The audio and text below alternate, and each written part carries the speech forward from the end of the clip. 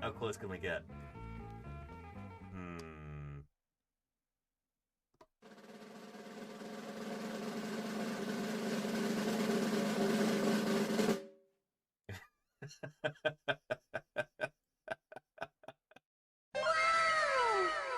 Yeah. In fact, according to this particular range map, California doesn't even exist.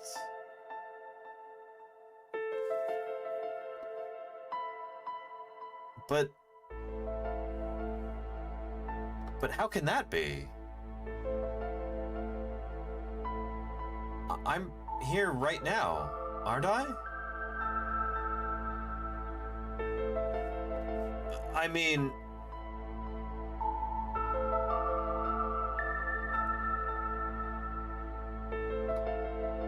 I don't.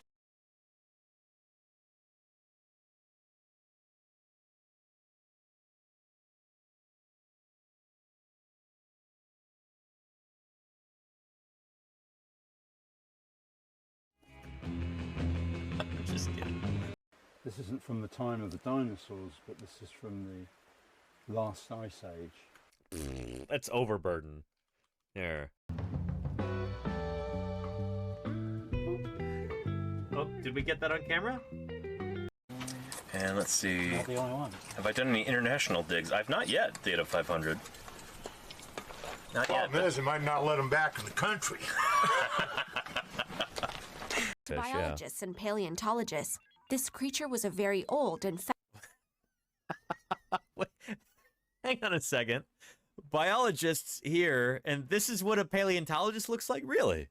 Do I look like that? Chat?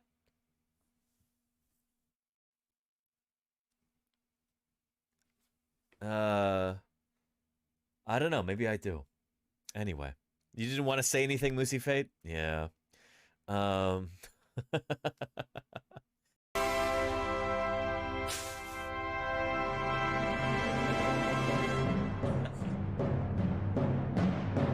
Take a look at that.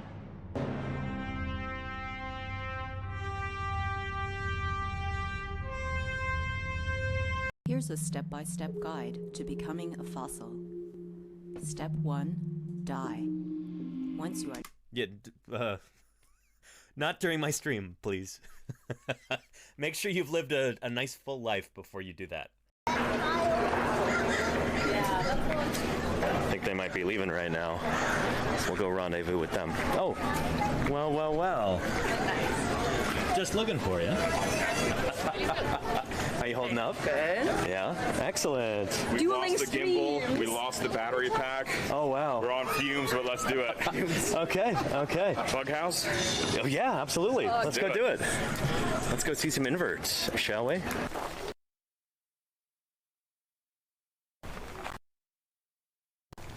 Oh, look at that. Look up. Oh, the red hawk. Wow. Tail? It's waiting for one of us to die from heat stroke. Gonna pick our bones clean. Might be me. Guys, we did have some tracks up here, didn't we? Let's take a look at some. Oh yeah, we've got our beautiful, beautiful little baby theropod footprint right up here. So you might be picturing like picture perfect, you know, dinosaur tracks like you might see in a book or in a documentary. These are going to be a little bit more splodgy than that.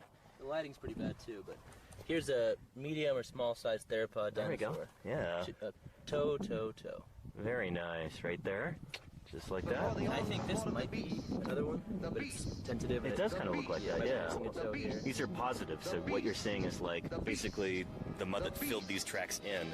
It's convex rather than concave, if that makes sense. So yeah. This one's pretty sweet too. It's tiny guy. Yeah, this one is beautiful. Take a look at that, just gorgeous. So there's the heel right there. And there's 1, 2, 3 toes. Guessing this is probably the right foot. That one looks pretty short. It's probably digit 1, or rather digit 2, digit 3, digit 4, and then digit 1 is a little hallux that would be up there. But take a look at that, beautiful. These are what, probably 140 million years old? Yeah, like the very beginning of the Cretaceous period here in Utah. Yeah, pretty. Sulfurian says, I'm curious, what's the most challenging part of your work that people usually don't think about? Anything logistics, water, food. Yeah. Nobody anywhere thinks about that. Yeah, just basic survival stuff out here in the field. Yeah. So many dinosaur illustrations are based on the work of this one artist, Charles R. Knight. Whether it's in a Superman comic book right here, oh boy. That is directly copied from this paleo artist illustration. Holy cow. The note says, Happy birthday, Danny. May this year be filled with even more opportunities to expand and grow as a scientist, educator, and all-around lovely person. Oh. Thank you so much for all you do, and with a genuine and open heart, keep on keeping on. From a truck horn. Truck horn. Holy cow. Thank you, thank you. That warms my heart. I really appreciate you, Truckhorn. I don't know if you're here right now, but appreciate you, Truckhorn. Thank you kindly. That is really, really lovely. It really is. Thank you, Truckhorn. That's lovely. Appreciate you. If you paid $27 million for a dinosaur skeleton, you are getting played. They're not worth that much. I mean, like, this took a few $1,000s to dig up, and then, you know, a few thousand more to prep and to store and to clean and, you know, consolidate, like all the other stuff. You're dealing with probably less than $100,000, being generous. Yeah.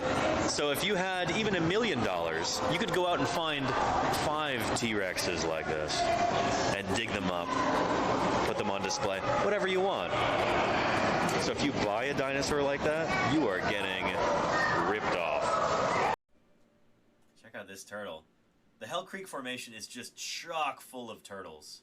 There's so many. I think it might be like peak turtle diversity over Earth history. There's like 22 species of turtles in the Hell Creek Formation. And this, I think, is one of only 1 or 2 that actually goes extinct at the same time as the dinosaurs. This game is set just before the dinosaur extinction, 66 million years ago. The big asteroid hits Earth. Almost none of the turtles die out except for one, I think it's this one, the biggest one. This is Basilemes, whose name means king turtle. Let's continue.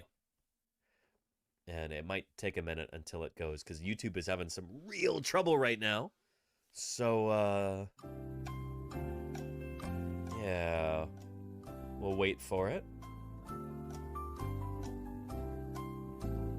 Come on, you can do it, YouTube. You can do it.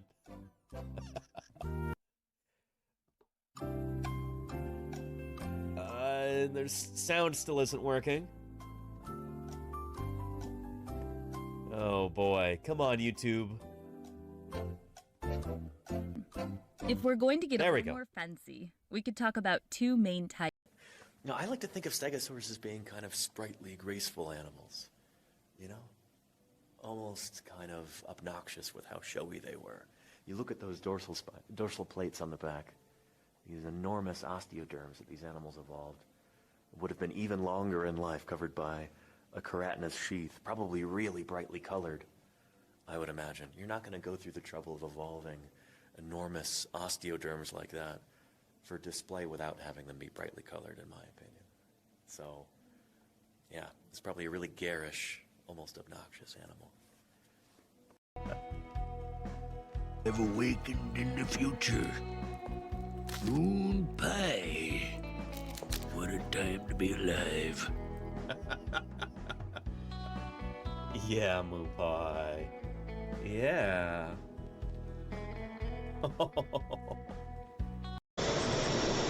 cool to be this close to one of their descendants. Really neat. You're beautiful. You know that? Look at that eye moving around there.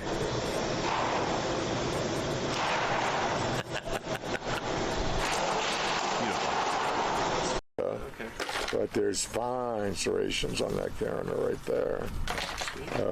And they're not as fine here, so. But it's very much an anterior tooth. It's premaxillary or anterior dentary. That's very nice. Get that wrapped carefully. Yeah. Shoot. Yeah, ASAP. Every time I hear this song, I think of him. So this goes out to you, Grandpa.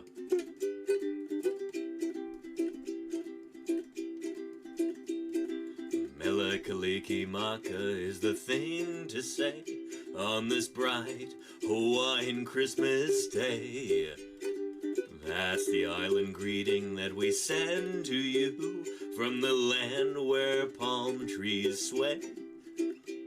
Here we know that Christmas will be green and bright. The sun will shine by day and all the stars at night. Mele Maka is Hawaii's way to say Merry Christmas to you. Oh, it looks like a hard-shelled turtle over. Hard-shelled turtle. A coloniid, as we say in the biz. As we say in the biz.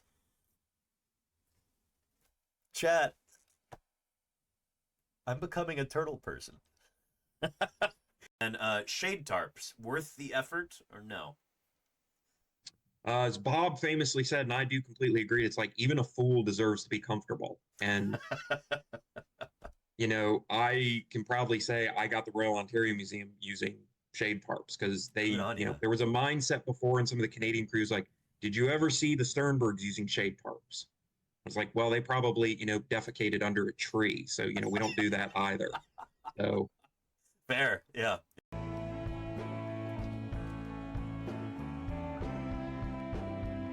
Let's see if Mini Pie knocks over the Megalosaur, or if she's more careful than that.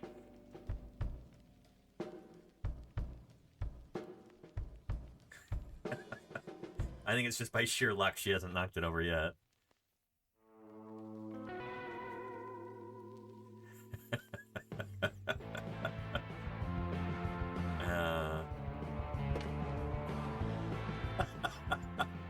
Well, there you go.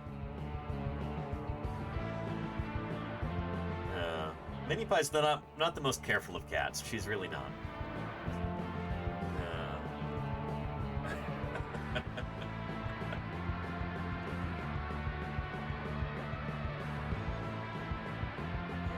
Just don't knock over the champagne flute, huh, Mini Pie?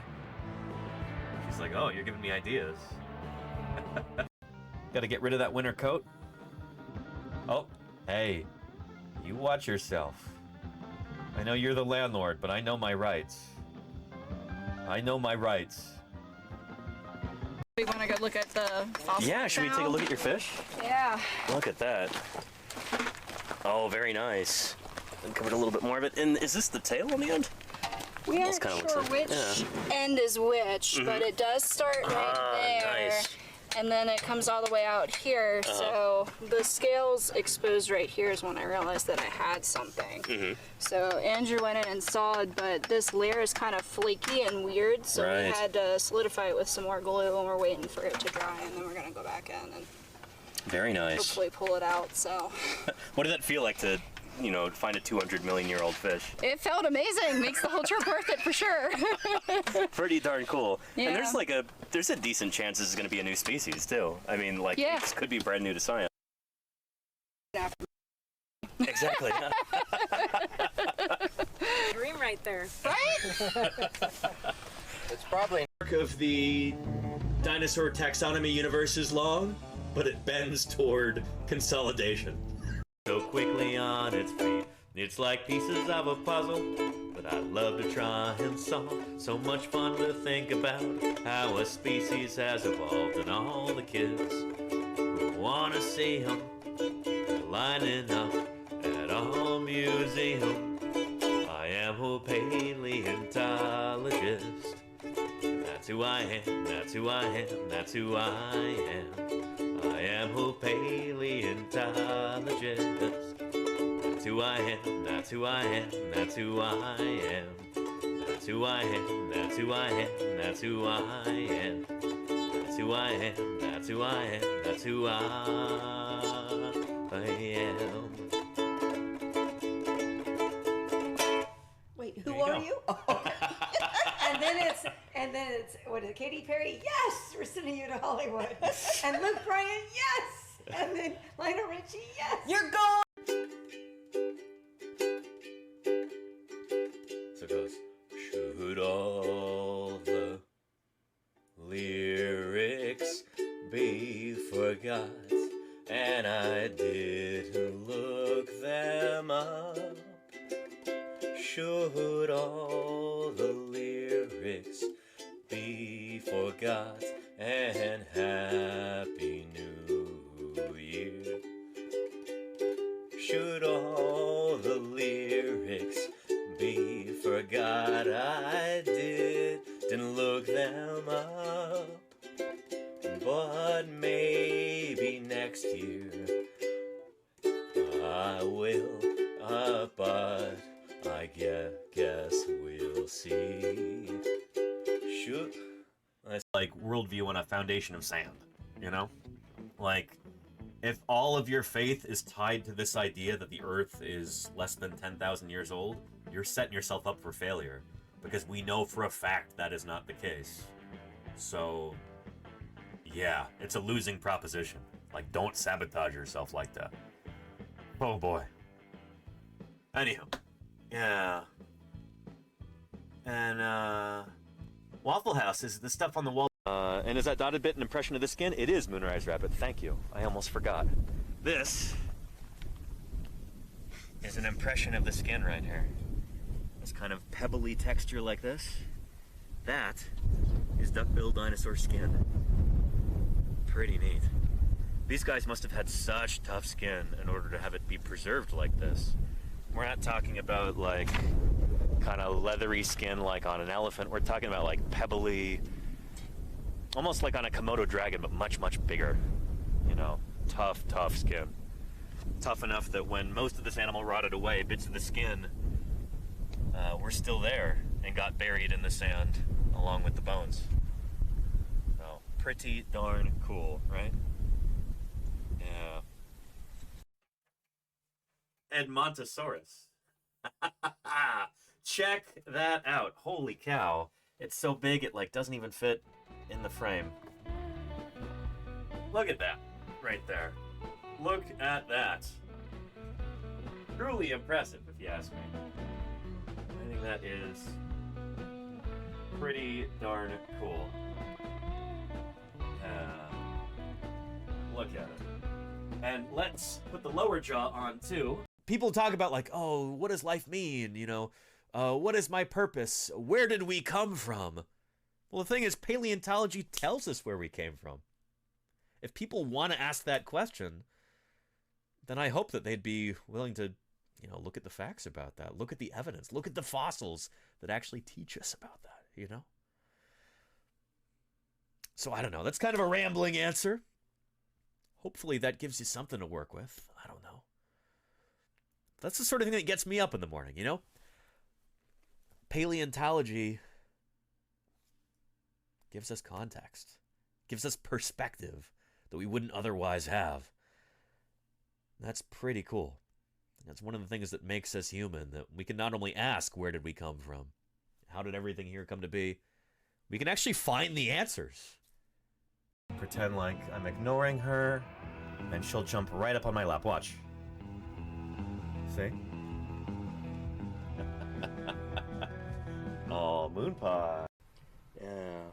And Corpse Smoothie says, my daughter won't stop asking how many dinosaurs you've dug up. You mean so far this summer? 0. We're just starting our work out here. But over the course of my career, I've dug up, shoot, I don't know how many individual dinosaurs. Probably close to 100? I don't know. I've dug up a lot of different dinosaurs in the past. I've been digging dinosaurs since 2011. So, yeah, if that was only 10 dinosaurs a year, that would be over 100. Some years it's definitely been more than 10 though. So yeah. Oh, the old baggy fern pen. The old baggy fern pen. My mother was born in 78 in the ye old pen. Like children we'd sing in the foggy fern pen. How I wish I was in foggy fern pen now. Oh, don't we? 178 degrees. How I wish it was a foggy fern pen. With the temperature crawl up all my legs. You're drinking enough water? Is that Ethan on vote? Well, hello, everybody. Welcome back to Paleontologizing. Happy Monday. Welcome to a new week. Welcome to a new month. It's December already. Can you believe it? Holy cow. We're here extra early today. Not as early as I would like, but still earlier than usual. What else? Solid almost 3 hours early today? I've got a meeting later with the Society of Vertebrate Paleontology. Like a business meeting. I need to attend that. It's at 2 p.m. my time. So we're doing today's stream early rather than skipping it and canceling it. It's just, what's the opposite of postponing? We're preponing today's stream. So here we go. Thank you for preponing with me. If anybody's here for the very first time, allow me to introduce myself real quick. My name is Danny Anduza. I'm a dinosaur paleontologist. So I should start calling myself a vertebrate paleontologist. It's a habit, you know? I might start working on some non-dinosaur vertebrates as well. We'll talk about that later on in today's stream. Anyway, fossils are what I dig up, what I study, what I publish on in the scientific literature. Mostly dinosaurs at this point, but might be branching out. That's also what I stream about here on Twitch. Believe it or not, this is my full-time job. This is how I make my living. Streaming full-time here on Twitch. This is what funds my research and outreach, and travel, and fieldwork. And all of those things are things that I stream as well. Yeah. 4 days a week, usually back here in my office. In the sunny San Francisco Bay Area. And then when I'm out in the field, I try and stream 7 days a week. We did 11 weeks of fieldwork this year. 11 weeks! It's a new record for me. I'm gonna see if I can beat it next year. Anyway, if you've got questions about dinosaurs in particular, or more broadly about the history of life on Earth, about extinction, evolution, the fossil record, the origins of biodiversity, even the nature of science itself, whatever questions you've got, I'll do my best to answer them for you. And I'm sure I'll be learning some stuff along the way too, but I'm glad you're here. Welcome to Paleontologizing. And Clara Travel Venture, you've got the same S-Twing hammer there? Nice, yeah. I haven't used this one that much in the field yet, but I used it actually a good bit this summer. It's starting to show its wear, show some wear and tear. Well, anyhow, are you a rock hound, a geologist, a paleontologist, a fossil collector? It's good to have you here. Welcome to Paleontologizing. And as I said earlier, greetings from the beautiful sunny San Francisco Bay Area. Yeah. It's good to be home. I was in the UK. Oh.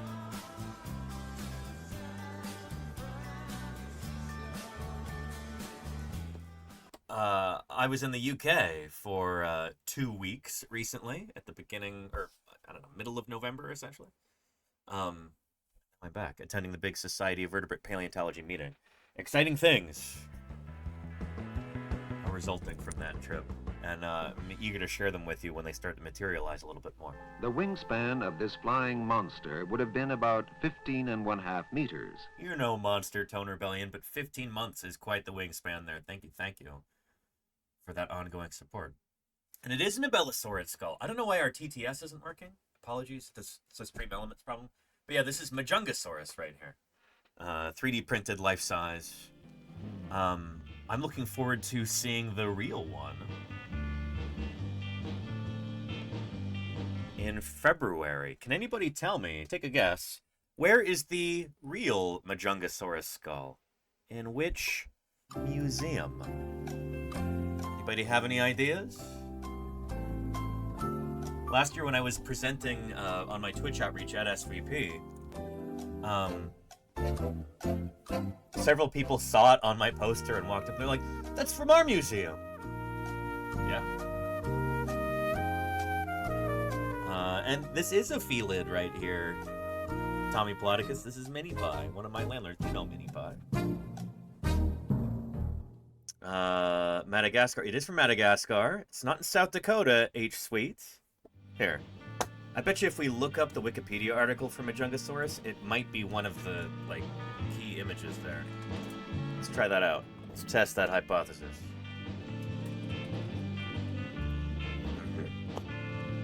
Come on. There we go. It's not Stony Brook. That's not the one I was thinking of.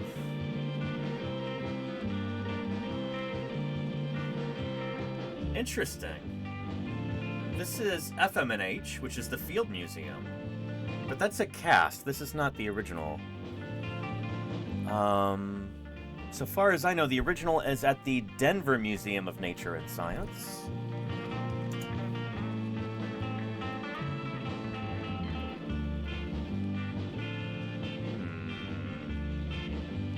It was on display there. We encountered it during a live stream. There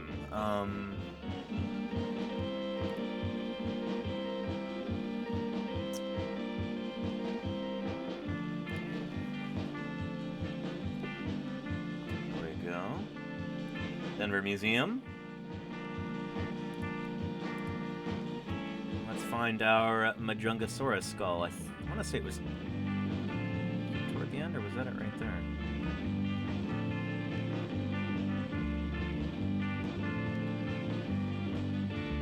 I do want to say it was toward the end of the broadcast.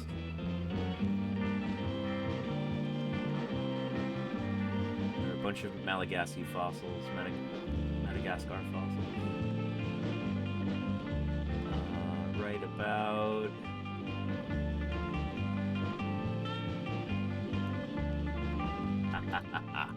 Yes. So that's not Majungasaurus right there. That's a different abelosaur. Oh, it is? Oh, I was wrong. Dahalokle. I'm not familiar with that critter. This is probably a really recent display. What? Back to the Mesozoic. You've got 85 million-year-old dinosaurs from Madagascar. Huh. Very, very cool. Oh, and Clara Travel Venture, just finished my master's, also went to SVP and saw your poster. Clara Venture, it is, Clara Travel Venture, rather. It is wonderful to have you here. Holy cow.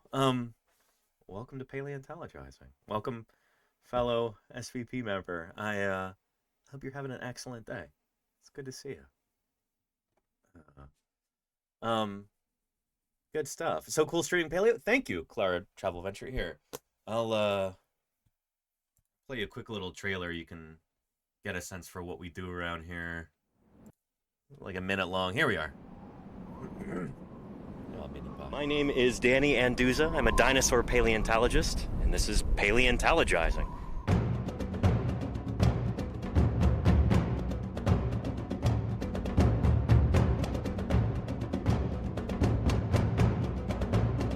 Science isn't just test tubes and beakers and white lab coats. What we're doing out here is science, too. We're testing hypotheses by excavating these fossils.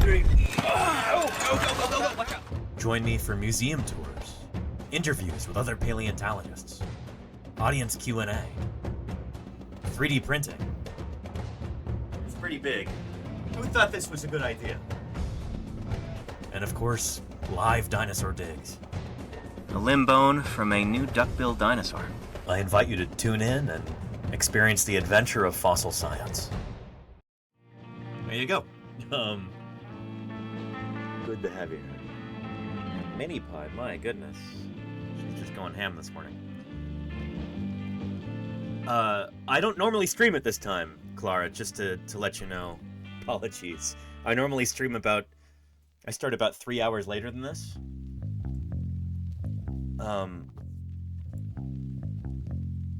But today I've got a meeting with SVP. There's the annual, post-conference business meeting that I'll be attending at 2:00 p.m. my time. I usually start the streams at 1 p.m. my time. Well, yeah. So anywho, rather than skipping today's stream or canceling it, we're doing it early. So I'm glad it could work out today. It is a weird time slot for me, Pursuit, yeah, but we're making it work today, you know? Yeah. Nobody wants some treats, I think. Yeah? She's like, it's the first of the month, pay up. Pay up, Danny. Okay. Okay, Mini Pie. Okay.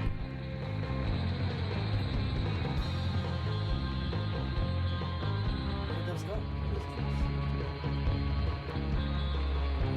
Over here.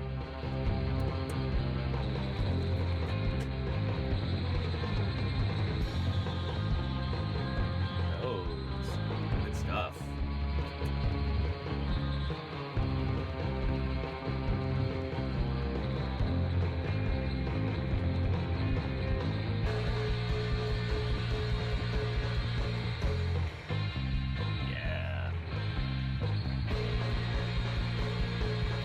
And yeah, I have done IRL streams earlier in the day. You're correct, Crimson. Yeah. Anyway, today is kind of a one-off. Unusual day. Huh, Mini Pie?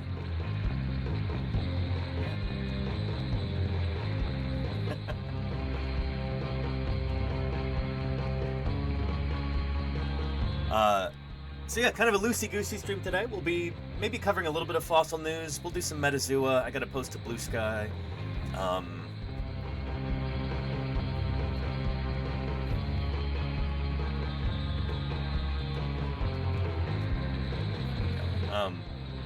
Yeah, and then I gotta wrap up around my usual start time, probably around 1 p.m. or shortly thereafter. I gotta get ready for this SVP business meeting. But yeah. And Tone Rebellion, thank you for bringing us back to Abelisaurids. Why did I think that this was... Do they not have the Majungasaurus proper at... Yeah, was it here? At the Denver Museum? But, yeah. Coloration for these bones. Interesting. From the Maverano Formation, northwest... And hey, Paleostream. How you doing, Yosh? This is a sauropod hind limb. So that looks like a femur right there from a titanosaur, and there's the foot. So this would be the left foot there. You can see there's digit 1, 2, 3, 4, and 5. From Rapatosaurus. We saw Rapatosaurus at the Field Museum too. And there's Majungasaurus. Very cool. Maybe I'm thinking of the Field Museum. Maybe that's where we saw the Majungasaurus. It must be, you know? It must be. Anywho, there's my 3D printed Majungasaurus skull. And, tasty Madagascar stuff. Exactly, Paleostream. That Malagasy flavor. Such cool fossils from Madagascar. We're hearing stories from my crew chief Don DeBlue about his Cenozoic fieldwork in Madagascar, descending down into caves, so like rappelling down with climbing gear, picking up all of these fossils and subfossils of giant lemurs and other like proto-primate, stem primate things. Actually, no, lemurs aren't stem primates. Anyway, all kinds of fossils of cool birds and mammals and all kinds of weird, neat things. Elephant bird egg shell and stuff like that. Yeah. Anyhow, love to go to Madagascar someday. But yeah. Tone Rebellion wanted to know, why do you think Majungasaurus had such comparatively small teeth? Did they primarily prey on smaller animals? I've talked about this with Matt Lamana, who works on a lot of Gondwana and stuff, including some Abelisaurs. And he introduced me to the idea that not only are their teeth small, but they're replaced really frequently. And so whatever it is that they're eating, they don't need very large teeth for it, but they do need to have a lot of teeth. I think that's kind of the idea. And you see that here. You know, there's a lot of teeth in this tooth row, and they're all relatively small. And they probably get replaced like multiple times a year. If it's faster than something like Tyrannosaurus, which seems to have replaced their teeth about once every year. For any one tooth, there's like a 1-year expiration date on it, essentially. These guys are probably replacing their teeth more often than that. So maybe that means they're feeding on smaller prey. It does seem like maybe these guys were breaking their teeth more often. They might be more chewing on bones and stuff like that. That was one idea that I heard floated, but I don't know if there's a strong consensus on why they evolved smaller teeth than other theropods. I don't know. It's still, as I understand it, still kind of a mystery, you know? Yeah. A Nigersaurus every 17 days. Holy cow. Imagine that, losing your teeth every 17 days. One by one, of course, not all at once. Although, Yasho, have you heard of that other idea that diplodocid sauropods?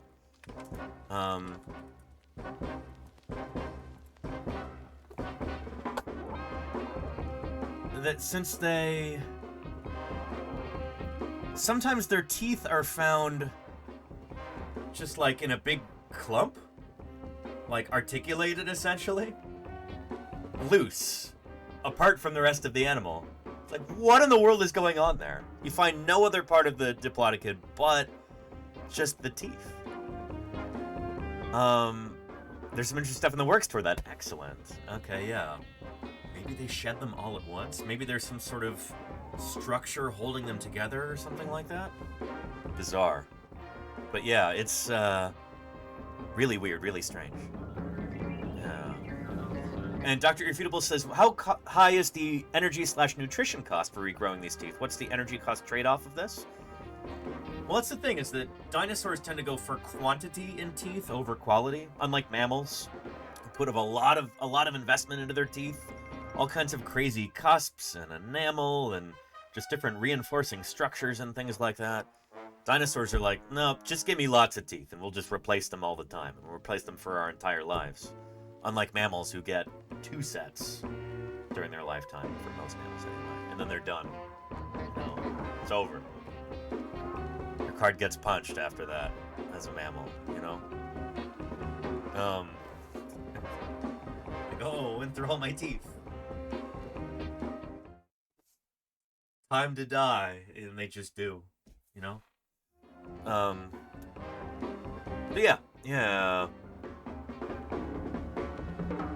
So yeah, it's interesting, like, it's kind of a mammal-reptile split thing, where, as I understand it, synapsids, mammals and stem mammals and other synapsids,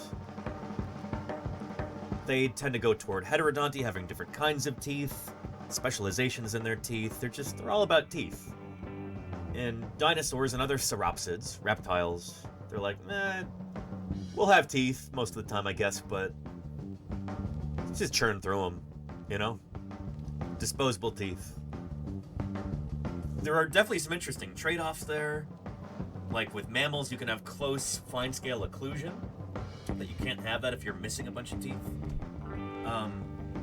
But then you have a very finite lifespan in the sense that, like, when you go through your teeth, then you die. So, yeah, it's interesting. It'd be cool to be able to talk to somebody who actually studies this, to interview them about it, because it's important stuff for understanding these as living animals. Yeah, and you've got that for Europasaurus too. Interesting paleohistory. Where does Europasaurus fall nowadays, phylogenetically? Is it a titanosaur? Is it a brachiosaur? Is it a basal macronarian? The reconstructed kind of Camarasaurus-like here.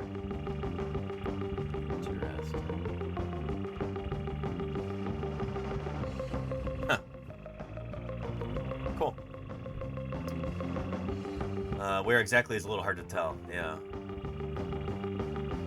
People say that, oh, we have dwarfism in these guys, and they're very primitive, and it's always made me wonder, without having really looked into this, are we just looking at juveniles here? And that's why they're coming out as primitive on the family tree? As basal? Something to think about. Pedomorphic features and all. Exactly, right? Yeah. Yeah, I don't know. Again, I don't know enough about this kind of thing.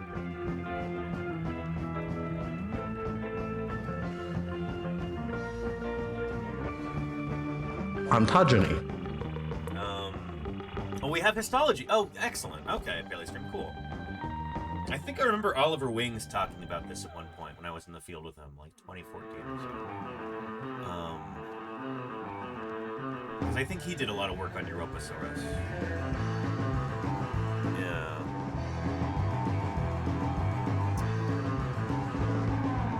Oh boy. Crimson Carnotaurus. If I served a Camarasaurus with cheddar, does that make it macronarian cheese? Oh boy.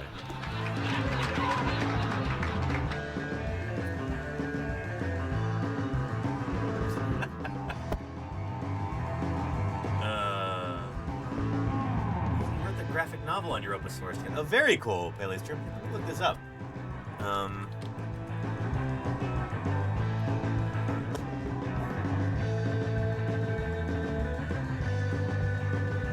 Very cool.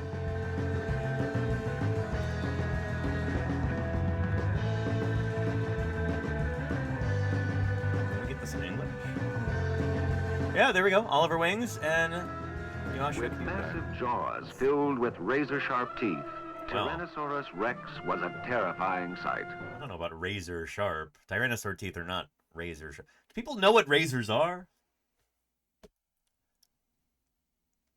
You can use many adjectives, many phrases to describe a Tyrannosaur's teeth. Razor sharp are not among them. Anyhow, Kodali, thank you so much for the 44 months. Thank you for the prime there. I appreciate it. Good stuff.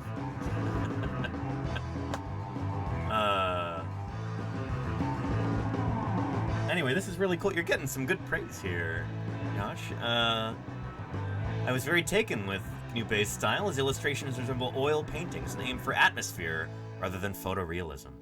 Uses detail to focus your attention on the story's protagonist while drawing the background in, quite literally, broad brushstrokes. Some of these images are incredibly atmospheric. I found the sleeping juvenile Europasaurus on page 118 and 119 particularly memorable. Cool. I need to get a hold of this. Huh.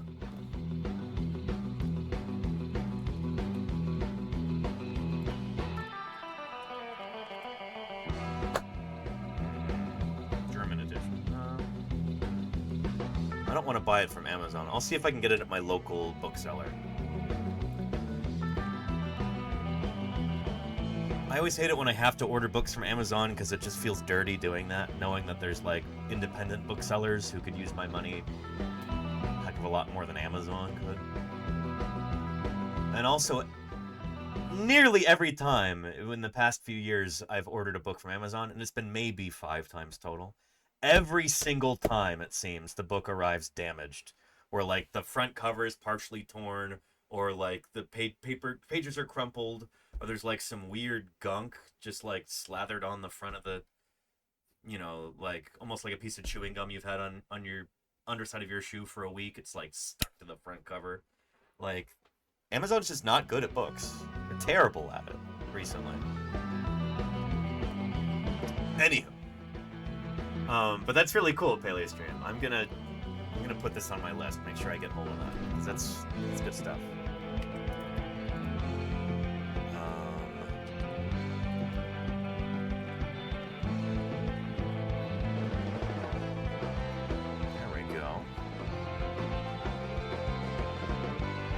Out of print. Well, we'll figure it out. We'll get hold of it somehow. Cool stuff. Yeah. And the book is called Europasaurus. Here.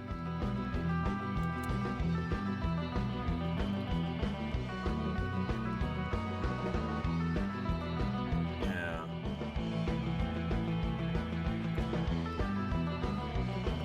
Cool.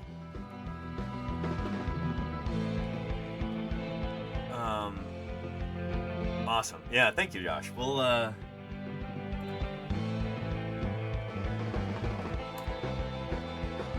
see if we can get people to pay attention to that. It might be difficult to get a copy nowadays, but it looks like it's worth it. Let's do a Blue Sky post, and then I'll talk about a few other things that came up this weekend that I think would be fun to discuss, including I'm starting to put 3D prints, like different models, up on Sketchfab, and I put the coelacanth cookie cutter up there earlier, so I'll share that with everybody. I'm excited about that. Anywho, take a quick screenshot there. Let's see if that's any good. Whoa, what happened? Why is there a weird grid over it? That's strange.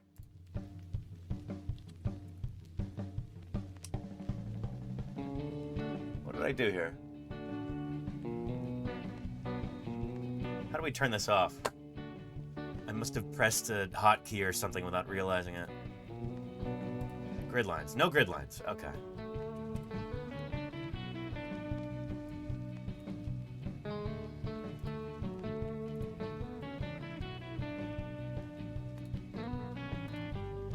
Alright, crop.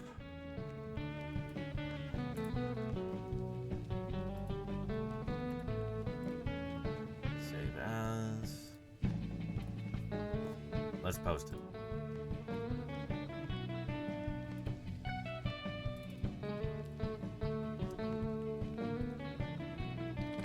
We're live extra early today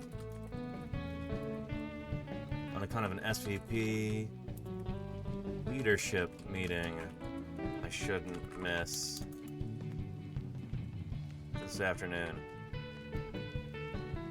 Join us now for chill paleontology discussion and general science camaraderie, not Camarasaurus. Twitch.tv/paleontologizing. There we go.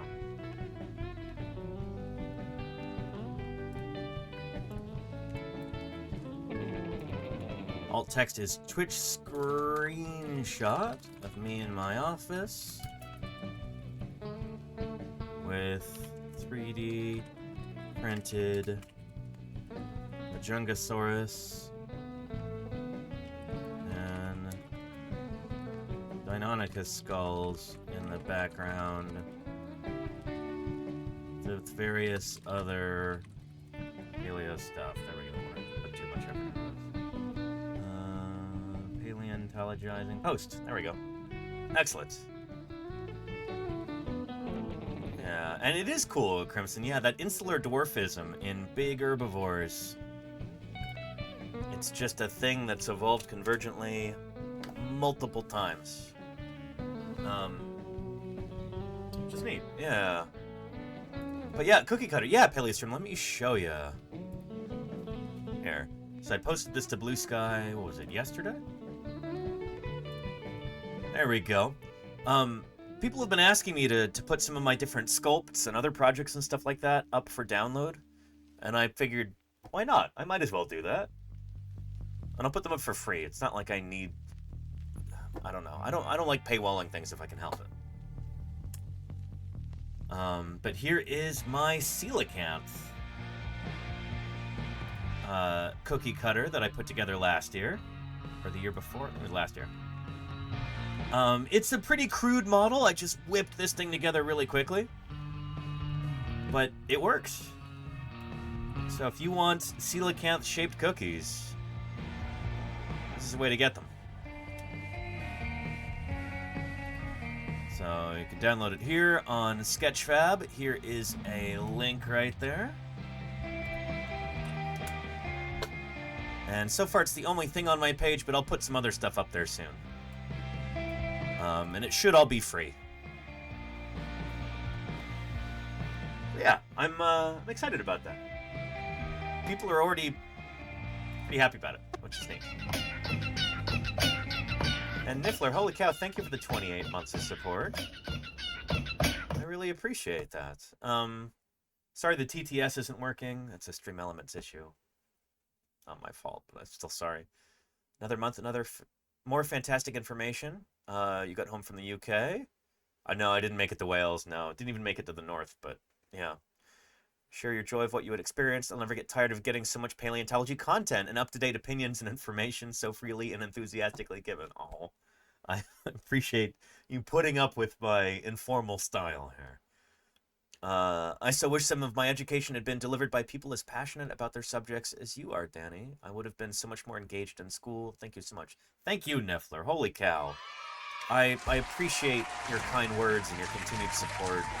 28 months is a long time. Thank you for keeping me here online for that long.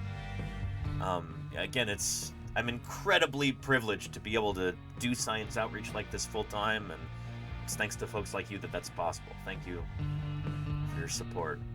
We make a living doing this. It's a dream come true, honestly. But yeah. And Luke Herman's Gaming, we do have, there are many such examples of that. However, on the subject of European dinosaurs and misidentifications or maybe misinterpretations, there is a really exciting talk at SVP this year about a certain group of European dinosaurs which,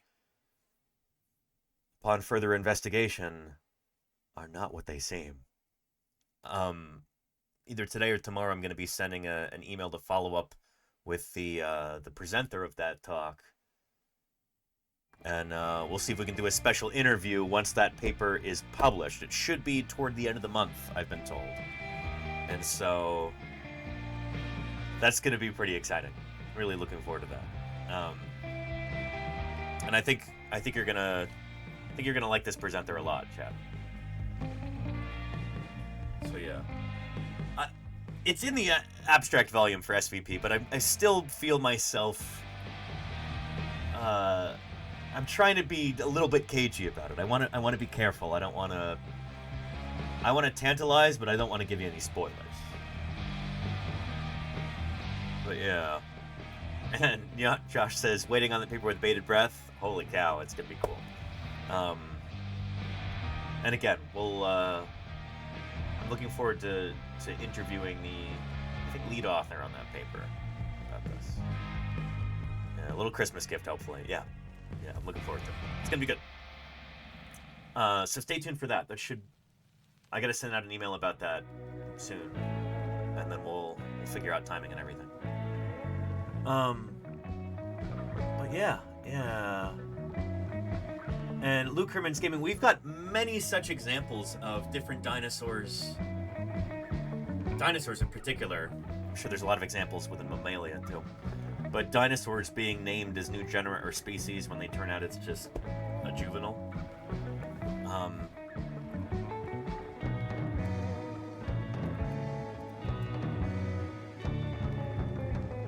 The one that always, the one that Jack Horner would always bring up to me was Procheniosaurus. This critter here. Wow, it looks like a lambeosaur. Or some other kind of, like a lambeosaurine hadrosaur. But it's so small, and there are features of it that make it look either very primitive phylogenetically, basal, early diverging, or they almost make it look very young, like a young individual. Guess what it turned out to be?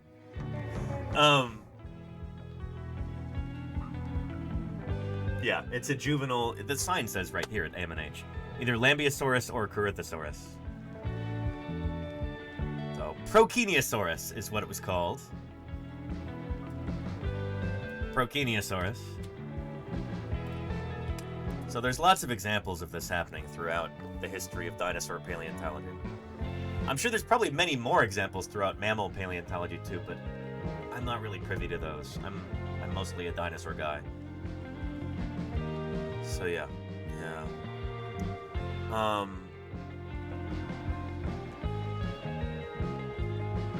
Can't wait to read this paper with a few hours of time. Wait, what do you mean, Clara Travel Adventure? That's not coming out today, is it?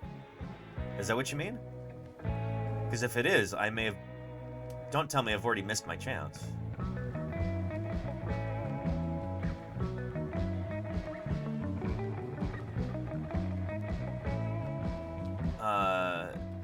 because that was the paper I was talking about. Hopefully, okay.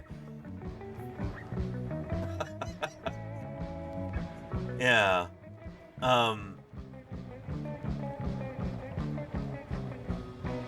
Anyway, yeah, you did scare me.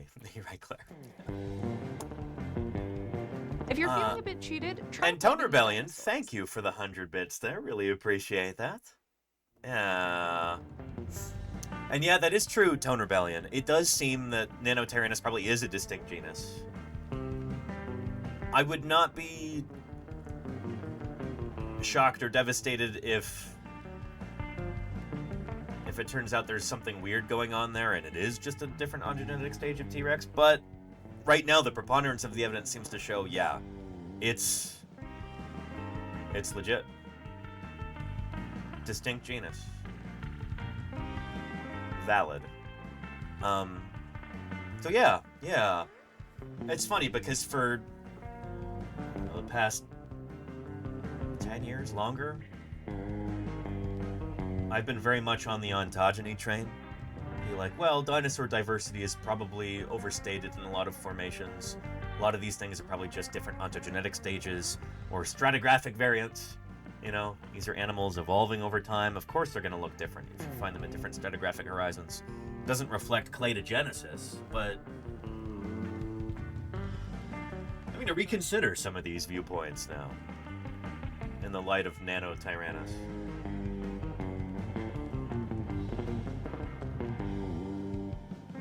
I think we do have to be careful not to let the pendulum swing too far in that direction. But yeah, very interesting. Very interesting. Anyhow, yeah. And ontogeny. And chat on stream is always faster than the actual. Oh, it's faster than the actual chat on Twitch? That's weird, Luke.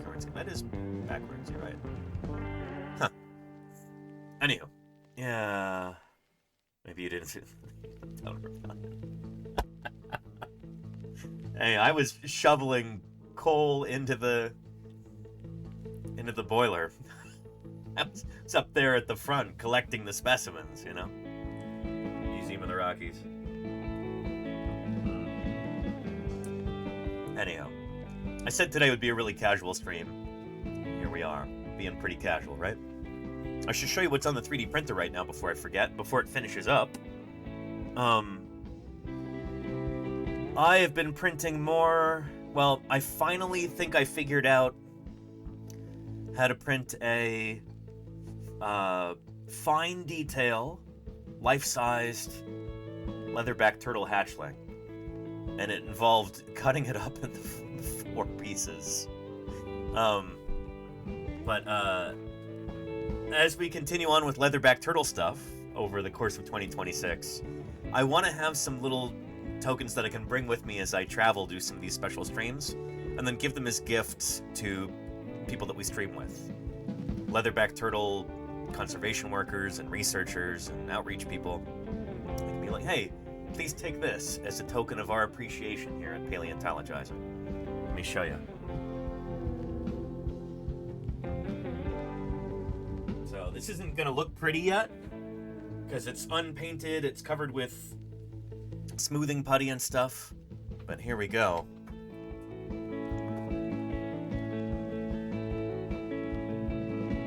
Leatherback turtle hatchlings with a little magnet embedded in the chest. So yeah, this is life size. This is how big they actually are when they hatch. They're scarcely bigger than any other sea turtle species, which is wild because they grow to be so much larger than any other living sea turtle.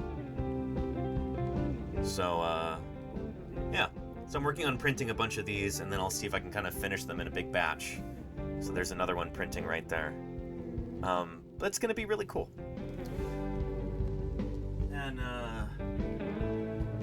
again, we're going to be having at least one big leatherback turtle stream this month, now that it's December. Let's pull up our calendar here. recently updated. There we are.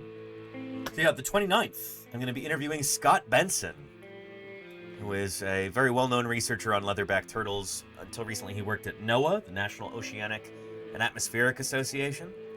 Worked with their fisheries department, monitoring and studying leatherback turtles, trying to prevent their extinction here in the Pacific Basin. Really cool guy, and I'm really excited for all of you to meet him. We're going to be doing, well, I'm angling for an in-person interview. So that's going to be really cool. Really looking forward to that.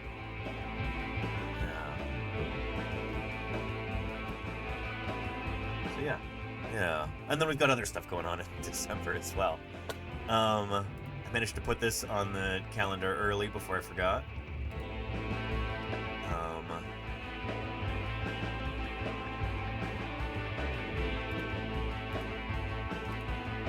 Probably starting stream a little bit late tomorrow, I'm guessing. I'll probably be doing some stuff in Berkeley before stream, and it's always a mad dash to get back in time to start stream, so it'll probably be a little bit late. Thursday, we're going to be having a special stream with the Badlands Dinosaur Museum in Dickinson, North Dakota. This is Denver Fowler's museum. And Fossil Preparators Museum, too. They are going to be doing their special 2025 field report. This is something that they do every year, and I'm going to be trying to help out this year.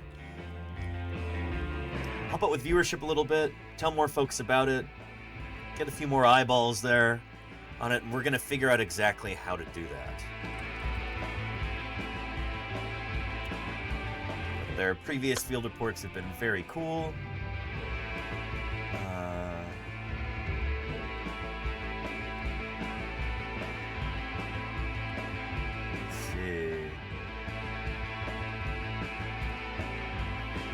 This year we've gone as far as paleo staff, contractors and interns here at the museum, and some of us are here today doing the presentation. 7 of these already. It's quite amazing. And let's get stuck into. So there's Denver there, my old mentor when I was going on Badlands Dinosaur Museum here in Dickinson, North Dakota, in the last year, and then also, of course, lots of information from our field work. In fact, so much I've barely managed to cram, I don't know, 2/3 of what we've done in here this year. And they've been really helping plow through. Lots of cool people. Lots of cool fossils found. Sometimes this is always really neat. I love that they do these. PhDs. She's working on T-Rex growth, and she wanted to get a big collection. I love that they do these reports every year because it's really cool to catch up with what the museum has been up to and get a sneak peek of upcoming research. Like, this is before any of this stuff is published. Often it's before it's even presented at different scientific meetings. It's really cool to be able to see. And then for the past few years, they've been doing these live segments. Check out that Lambeosaurus skull in there. So cool. The CT scanner only has a certain Look at that. Look at that. So I'm trying to make a cradle as tight as possible. Bonkers. And right here, you see a bit of that hip that Denver was talking about. Part of its hip floated on. That's from Montana, Claire. This is the first, I think, Lambeosaurus found within the borders of the United States. All the other ones are from above the border in Canada, up until now. And they named this specimen Liberty. I think it may have been found on July 4th, and it's the first American Lambeosaurus. Let's see if they introduce that. Whole other weird kind of reptile, but they look. Yeah. So here we are at the back of the lab. So we did a stream from here back in February this year. Stick. What could possibly go wrong? Yeah, so this is the Lambeosaur skull. Steve has been working on cutting away the jacket at the back here. Just nuts. Look at that. This was just open. World-class specimen there. What I'm trying to do, is reduce the size of this jacket. Anywho, pretty darn cool. So there's going to be more stuff like that on Thursday. And we're trying to figure out how I can best help out with this. Whether we do a joint stream with Fossil Preparator, or maybe I watch this simultaneously on stream and provide just a tiny bit of commentary, but mostly just trying to get people's eyeballs on this. Trying to figure out what's the most impactful way that I can help. But I'm going to be working to promote that. And Tin Man, J-Man, thank you for the follow. Welcome to Paleontologizing. It's good to have you. Thanks for joining us. On the subject of the Badlands Dinosaur Museum,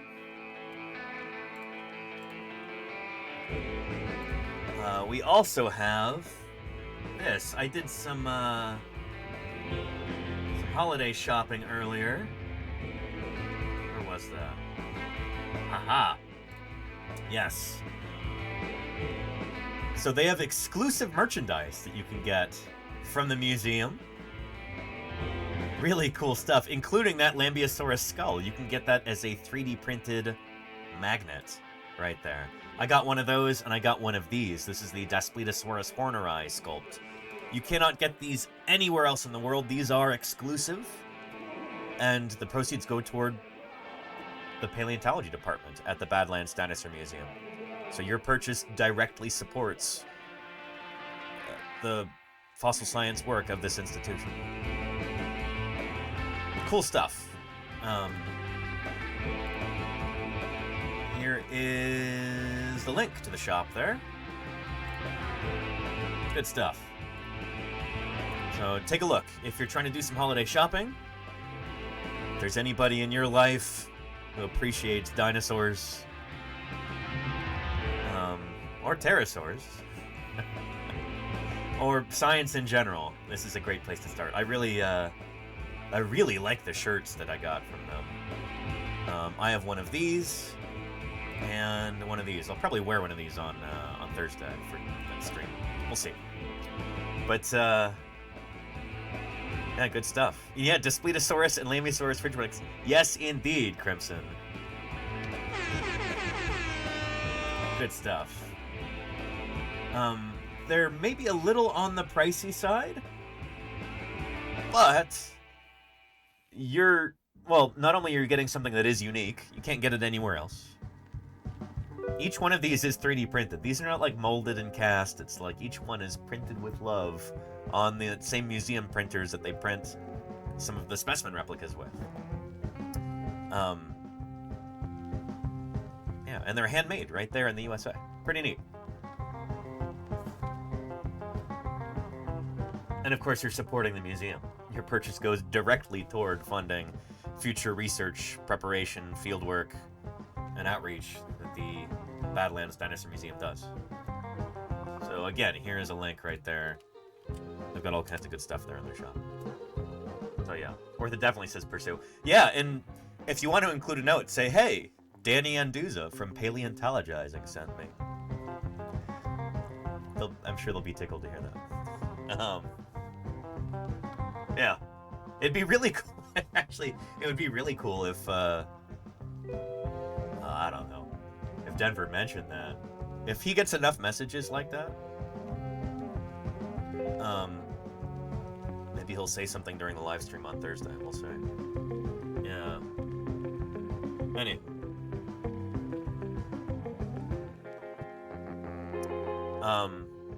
But yeah. And Lambeosaurus lambi looks cool. Magna Cristatus. Well, they don't have a Magna Cristatus. That's the thing, is that their merchandise at Badlands Dinosaur Museum focuses on things that they have there at the museum that you can't see anywhere else. Like, nowhere else in the world can you see Daspletosaurus wilsoni. As far as I know. Nobody else has got a specimen of it. There's also Daspletosaurus wilsoni there, too. So they really focus on these things. You can also get a large-size bust of a Daspletosaurus horneri. I really wish I'd had enough room in my luggage to take one of these back with me from North Dakota when I was there in February, because it's so cool. It'd be awesome to have that up here on the wall.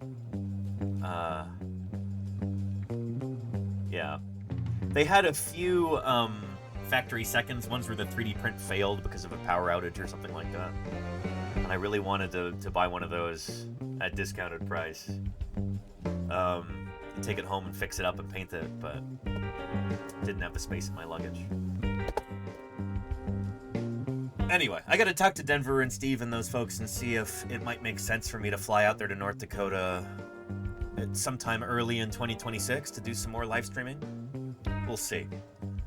Would also be really cool to go out and do some field work with them this summer.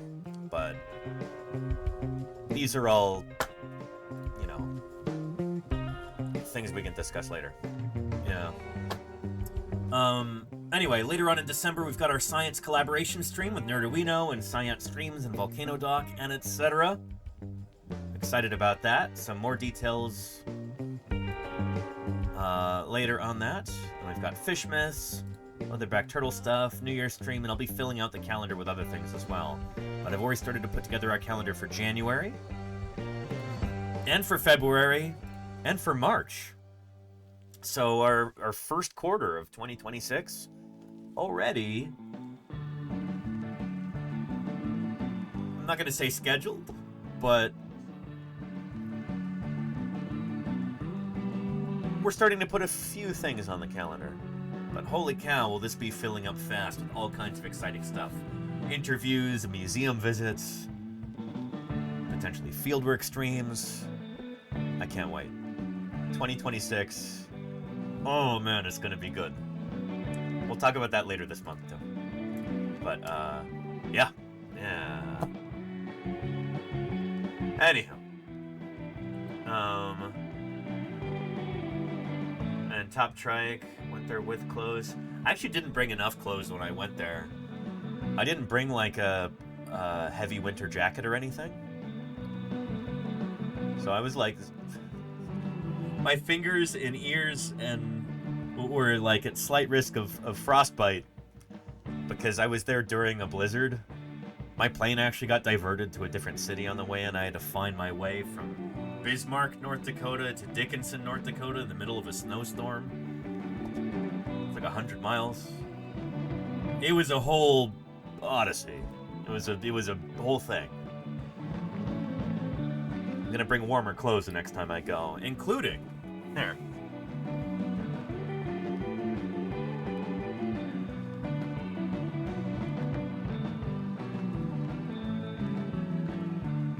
I never really wear knit hats except in cases of dire emergency, but I might wear this. Say Badlands Dinosaur Museum knit hat right there, which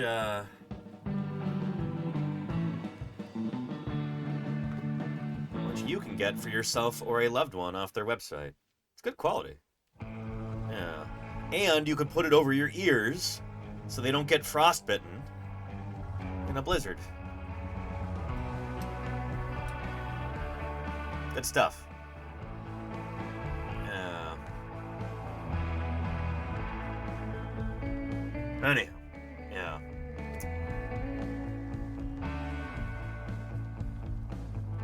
But yeah. Anywho, I'll be putting more stuff on the Paleontologizing Sketchfab account, which is new. Put that on, more stuff on there soon. I'll put that Rodin model, the Mary Anning statue, the Triarchunkus model, a few other things. I've got to clean them up a little bit, so I can't just toss them onto there. But if you're on Sketchfab, feel free to follow the Paleontologizing page. You'll be the first to find out about some of these things. Anywho, before I forget, let's do some Metazoa, and then I guess we'll take a look at some videos and do some Q&A and stuff. Yeah.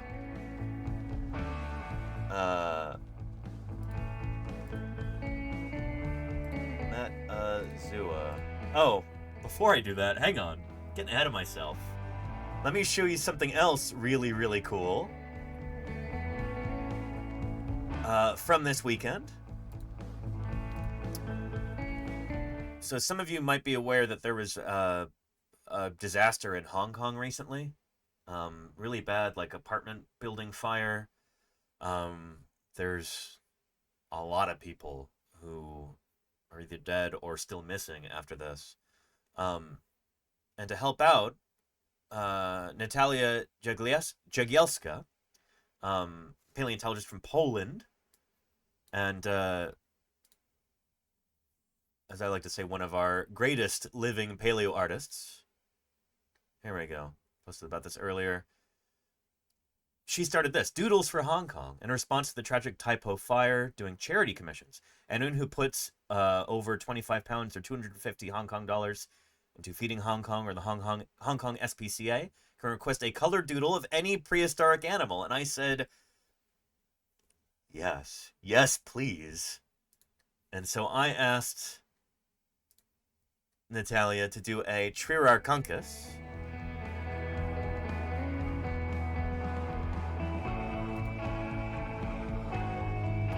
There we go. And then let me show you what resulted from that. Trirarchuncus is, of course, the little alvarezsaur that I am very, very fond of, because I'm one of the authors on the original descriptive paper. Check it out here.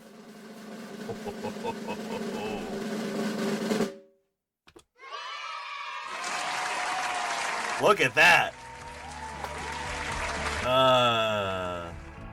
So cool. This is Trirarchuncus prairiensis, Captain Hook of the Prairie. Check that out. So I really need to print this high quality. We can put it up on the wall every once in a while. This is the sort of thing I'd frame and, you know, put upstairs in the living room, you know? So I don't know if Natalia is still doing this. But if she is, I'll give you a link to the post. Let's check in with her and see.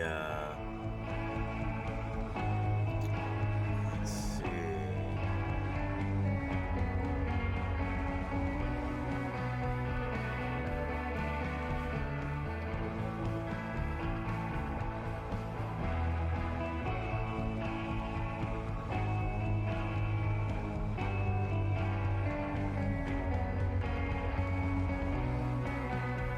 £600 in donations, going directly to survivors of the fire. I apologize in advance if it'll take me over a week to get to your requested doodle.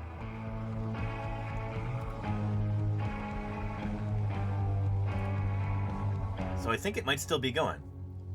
You should check in with her if you're interested. That is, if you were paying an artist for a commission of your favorite extinct critter, that would be, I don't know, that's pennies. It's nothing, you know? So you get to not only get a phenomenal doodle from one of the greatest living paleo artists, but also be able to contribute to a worthy cause at the same time. That's a win-win-win. It's just even real. I mean, right? Diatom's attack? Yeah. They didn't take it when I was in the UK. I was really surprised. I took great pains to take cash out. Like, I did a currency exchange thing here in the Bay Area. There was a pretty hefty fee for it. So I got some, you know, United Kingdom money, some UK pounds. Nobody took it anywhere. Like, in London, like, oh, sorry, mate, we don't take cash. What? What are you talking about? Is this not legal tender? Anyway. Now I know for next time. I don't need to bring cash. But, yeah, if you're interested in this, contact Natalia. And, see if you can donate. Get yourself an incredible doodle. It's so cool that Natalia's doing this. It's just really cool. Really, really cool. Yeah. It's too bad she's only doing animals. I'd pay £25 for a diatom doodle. She did say animals, but I bet for a diatomist and paleoecologist of your acclaim, Diatom's attack, I think Natalia would bend the rules a little bit. You know? Yeah. You should ask her. She could probably even doing a diatom, you know, engaged in an attack. maybe on the animal of your choosing. I don't know. That might cost twice as much. But anyway, yeah. Anyway, let's do some. Speaking of animals, let's do some Metazoa, shall we?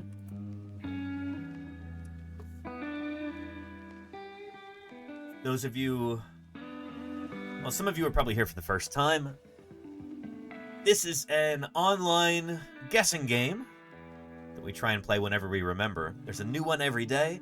There is a mystery animal of the day. You've got to try and figure out what it is by guessing and using an evolutionary family tree to narrow it down until you get to that mystery animal. You try and do it in as few guesses as possible. And so, well, let's get into it. Hold on to your butts. There we go. So, we will type an animal's name into this search box, and then the way that the game works is it'll show us the most exclusive evolutionary clade, so like the branch on the family tree that's most exclusive between your guess and the mystery animal. So if you get really close with your first guess, it'll be really narrow, like a really small branch. If it's not a close guess, it'll be like, oh yeah, it's an animal. It's a bilaterian. It's I don't know. Vertebrate is even more specific than we've been before. But anyway, so this game is kind of heavily biased toward modern endotherms, birds and mammals. I usually like to start with a placental mammal. Just by the numbers, it's a good place to start, given that the game is kind of biased in that direction. So chat, give me the name of a placental mammal. A mammal that doesn't have a pouch like a marsupial, it doesn't lay eggs like a monotreme. A placental mammal. Reindeer's an interesting one, Claire. Narwhal says Die Tom's Attack. Bison says Casey Snowart. Yeah, we could do reindeer, Ms. Art Rules, I guess. Did they have reindeer? Caribou? They do. Caribou, reindeer. That's an artiodactyl mammal. Cloven-hoofed ungulate. It's a good place to start. We'll try with that. Start with reindeer, and... okay, it's not a mammal, but it is an amniote.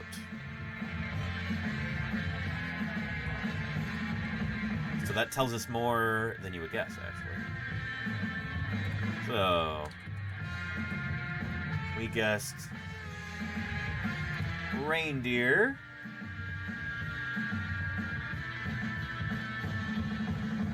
There we go.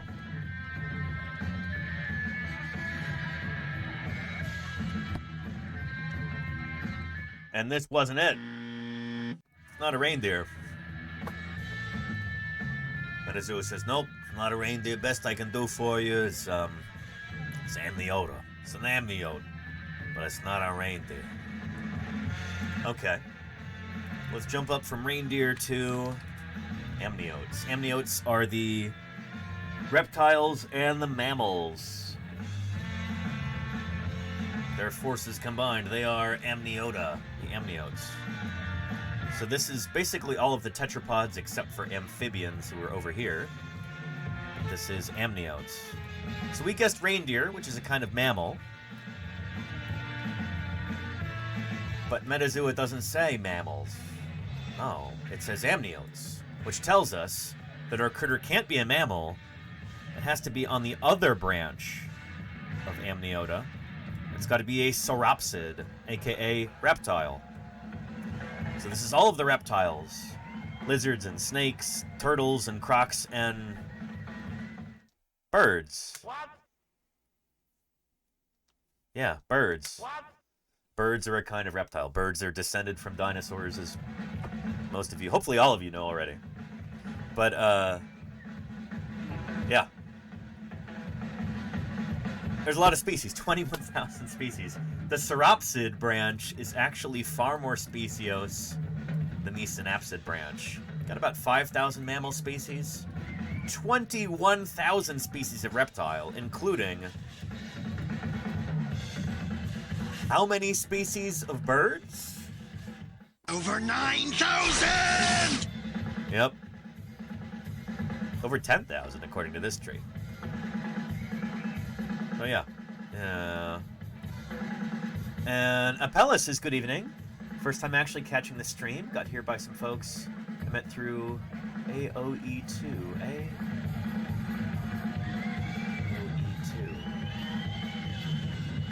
Maybe that's not an acronym. AOE2? Huh. Anyway, I'm glad you're here. What does AOE stand for? Age of Empires 2. Oh, well. Good to have you here. Welcome to Paleontologizing. It's good to have you here. Area of effect.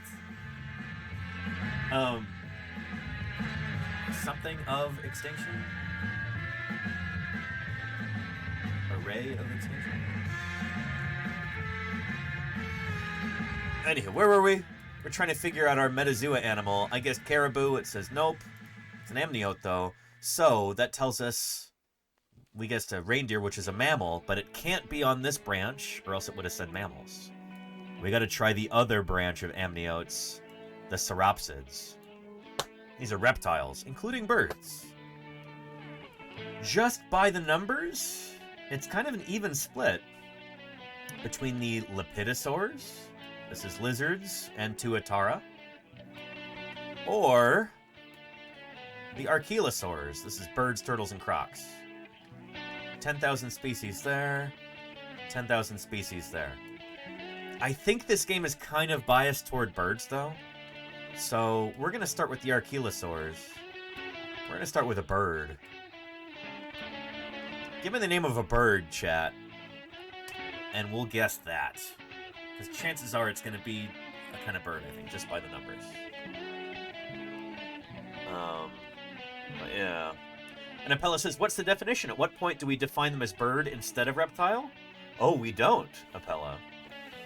It's not bird or reptile. It's either reptile or bird and reptile. Birds are a kind of reptile, in the same way that dinosaurs are a kind of reptile. In fact, that's why birds are. Birds are a kind of dinosaur, which are a kind of reptile. Does that make sense? If you're asking what defines a bird... Oh man, we talked a lot about this last week, before Thanksgiving. Talking about turkeys and everything, the dinosaurian origin of birds. But what exactly constitutes a bird is kind of a matter of debate.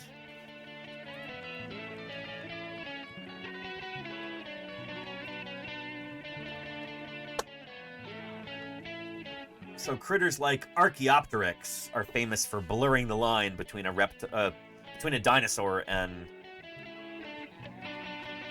you know, a non-avian dinosaur and an avian bird. An avian dinosaur is a bird. These guys have got claws on their hands and teeth in their jaws. There's the Chicago Archaeopteryx skull right there with those gorgeous teeth.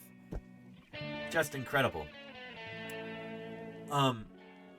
Yeah, really, really beautiful.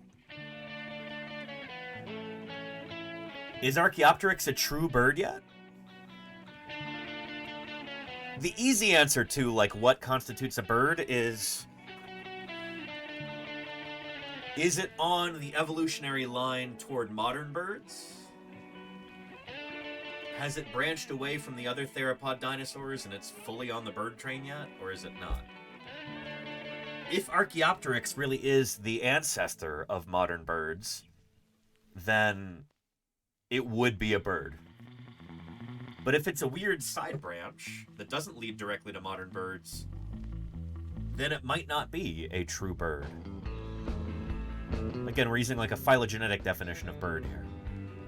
Because the way that we as scientists classify living things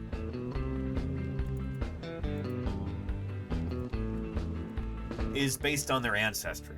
It's based on their evolutionary relationships. So you've probably heard in school that, like, here, I think it was in 4th grade. 4th grade or 3rd grade, maybe?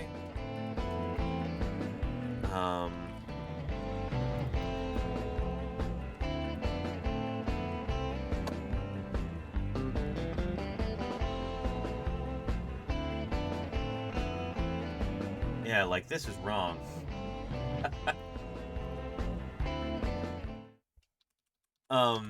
And I don't mean this, like, as a slight toward anybody watching. This is how things are typically taught in school, and they are, if not wrong, at least incomplete to the point where they're just, you might as well call them wrong. This is generally the way that things are taught, and it is about 200 years out of date, this idea of animal classification like this. Especially here in the U.S., like, the way that these things are taught is just, it's woefully incomplete. Anyway, so, like, I don't know, fish have fins and they swim in the water. Birds have feathers. No other animal has feathers. Reptiles have scaly skin and they're cold-blooded and they lay eggs. There's so many different exceptions to this, and this is looking at it completely the wrong way and these being separate groups. Birds are a kind of dinosaur, which means that they are a kind of reptile. And both reptiles and mammals and amphibians all evolved from a fish ancestor. So strictly speaking, they are fish. So we as scientists, when we're classifying living things, we group them together not based on vibes, not based on a characteristic that they share or lack or something like that. The crux of the matter that we're trying to get to is their ancestry. What did they evolve from? Because when we say that two living things are related to one another, we mean that in a very literal sense. We mean that they shared a common ancestor, that they evolved from the same thing. And this is one of those subjects that, like, it's just not really taught properly in school until maybe you go to college, university, and you take a biology course. That's often the first time that many people are introduced to that concept, especially here in the United States. So I have met very intelligent, well-read, scholarly, clever, accomplished people who have zero concept of this. You know, they might as well be in 2nd grade as far as biology is concerned. They have a 2nd grade understanding of biology because they were never taught this in school, you know? I'm talking about, I don't know, like intellectual property lawyers and philosophers and physicists and chemists, inventors and patent lawyers and, you know, immigration attorneys and all kinds of, like, very impressive people. Zero concept of this because they just never learned about it in school. They were never taught this, and maybe they never took a biology course in college. And it's insane that that is the first time that this is introduced because it is the most fundamental concept in all of biology. That living things have a natural origin. They come from a common ancestor. As far as we know, all living things on our planet Earth all descended from a single common ancestor about 3.5 billion years ago. All life on Earth is related. That's why it all shares DNA. This is like the very first thing that you should ever learn about biology, and it's insane that in this country it's... honestly, it's... Here. We've talked about this before. I'm going to talk about it again because it's such a good clip, and... yeah. This is from a clip from a documentary talking about a 2005 trial. Just as... here we go. A trial about, like, creationists trying to introduce religious creationism to a classroom, and then it was a big, like, district court case. It was headline news all over the world. This is a documentary about that, just to kind of set it up here so you know what we're talking about. Evolved into birds, as seen in creatures like Archaeopteryx. Birds evolved from which dinosaurs. has a long tail and teeth like a dinosaur, but feathers just like a modern bird. how ancestors of modern reptiles evolved into creatures now extinct that share a common ancestor with mammals. And how surprisingly whales evolved from large land. These are all really well-established things in paleontology, evolutionary biology, zoology. Like, these are fundamental concepts that, like, those of us working in the field are like, yeah, of course. All of the evidence points toward this. Like, this is the paradigm that we work under. It's just how it is. And where the pandas book says we can't go from A to B, there are no fossils and we don't know how to study them. Actually, we've gone from A to B and to C, D, E, F, and G. Oh, hang on. Agent Orange, thank you for the 6 months of support. I appreciate that. Oh, look at that. Look at all those chickens. We have the fossils, we have the transitional features, we have the ways of analyzing them with many different lines of evidence, and we're looking for the picture that accounts for the most lines of objective evidence. Yep. There's Archaeopteryx there, I was showing you. So that's this same critter here, Archaeopteryx, that, there we go. This critter that I was talking about, that's kind of like a transition between non-bird dinosaurs and bird dinosaurs? Birds? That's Archaeopteryx right there. Padian refuted Panda's claim that different life forms appear suddenly by showing how fossils of extinct organisms bridge the gaps between species, resulting in a picture of gradual evolution, just as Darwin proposed. And that is Seamoria. I don't know if it's Seamoria bailarensis. I don't know about the species, Tommy Platicus. You might know better than I would. But that is Seamoria right there. Good eyes. The reporters in the court, here we go. They were just amazed that we knew all this stuff. And how come they hadn't learned about this stuff before? And the reason is, it's not in textbooks because the creationists fight so hard to keep it out. That's been a big influence. It's a huge influence, and that's why I spend so much time talking about these things on stream. Like, this is the most fundamental stuff to a paleontologist, like me, or Kevin Padian, or some of the other people that we're going to be interviewing here on stream before too long. This is the water we swim in. This is just, of course it's this way, you know? Everybody knows this. It's what all the evidence shows. It's like, it's plain as day. But most people in the general public kind of got zero concept of this, and that's largely because of, well, in the U.S. at least. It's largely because in the U.S., people who hate and fear this idea, the idea of common descent, the idea that we are all one, that we all descend from a common ancestor, certain people, namely creationists, are terrified of this notion, and they fight tooth and nail to keep it out of the classrooms. And they're generally pretty successful until, you know, like biology class in college where they've got to get really serious and buckle down. It's like, okay, here's how things really work, you know? Does that make sense? Anyway, I know we talk about this a lot, but it's such an important concept, and those of you who have been in this community for a long time, I hope that it's not too tedious, me going over this periodically like that. But we've got new people trickling in all the time, and it's so important to be able to really drive these points home. And for some people watching right now, this is the first they have ever heard of this.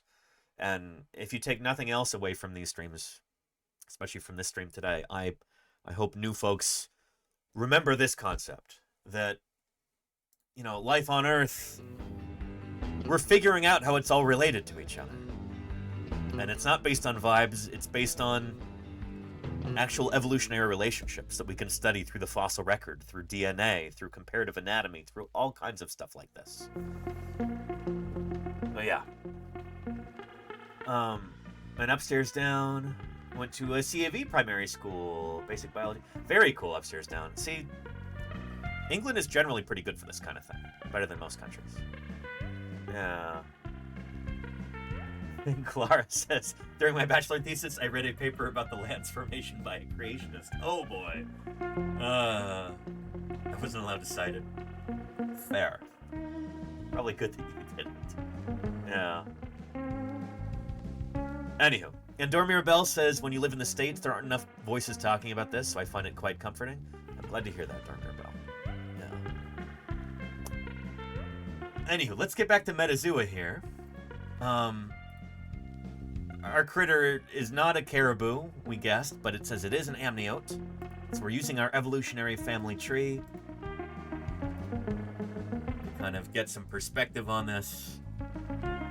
So amniotes are the mammals and the reptiles, but it didn't say mammal, it said amniote when we guessed a mammal. So that tells us it can't be a mammal. It's got to be a sauropsid, a reptile. I'm guessing it's going to be some kind of bird, probably. Just by the numbers, there's so many species of birds. And this game is kind of biased toward birds. So give me the name of a bird, chat. And, yeah. A penguin isn't a bad one, Jazzy Cat, but I might want to do like a passerine bird. Blue jay will work, Tommy Platycus. Yeah. Let's do blue jay. That's a corvid, which is a perching bird, a passerine bird. I think that's the most speciose group of modern birds. And, okay. So it's not a blue jay, but it is part of Neoaves. So, there, birds. We've got our paleonaths up here. Ostriches, emus, cassowaries, tinamous. It's not one of those. It's part of Neonathae, and it's also part of Neoaves. And where is that clade? Neoaves. They don't have it designated on this tree, but let's look it up real quick. Neoaves.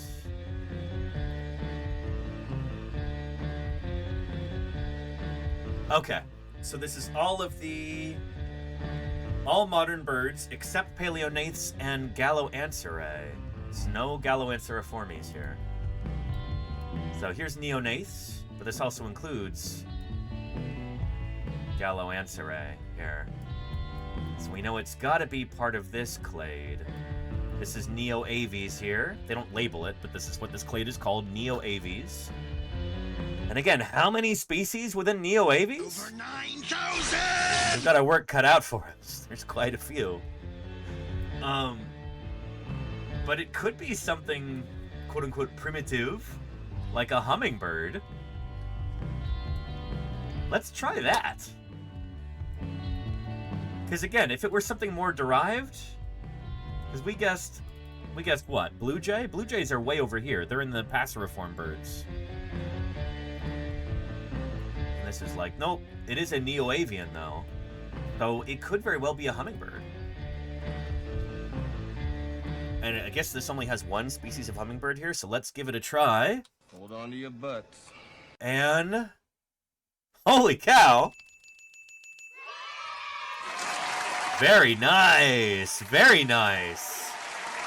Oh boy, we got that in 3 guesses. Oh boy, that is excellent. That might be close to a record for us. Let's go ahead and share that. Do blue sky here.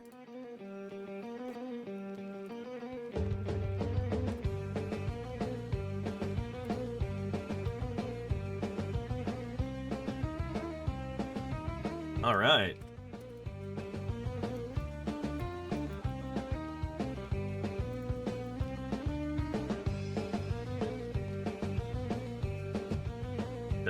Just 3 guesses feels pretty good.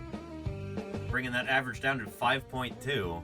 Again, they give you 20 guesses to figure it out, and we can usually do it in fewer than 6, which is awesome. Beautiful. Yeah.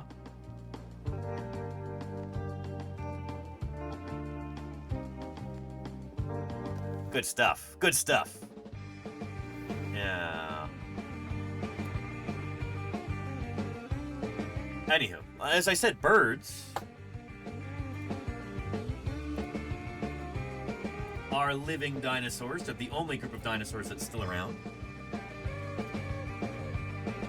And I could do a cutesy thing where I say, well, what's the smallest dinosaur that ever lived? But you already know where I'm going with this. It is this critter, Melisuga helenae. This is the smallest dinosaur, smallest adult dinosaur, which has ever lived, as far as we know.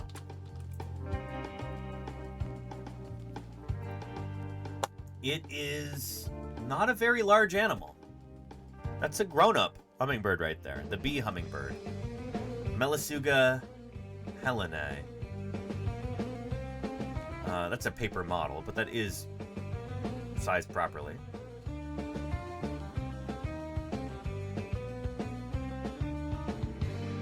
There we go.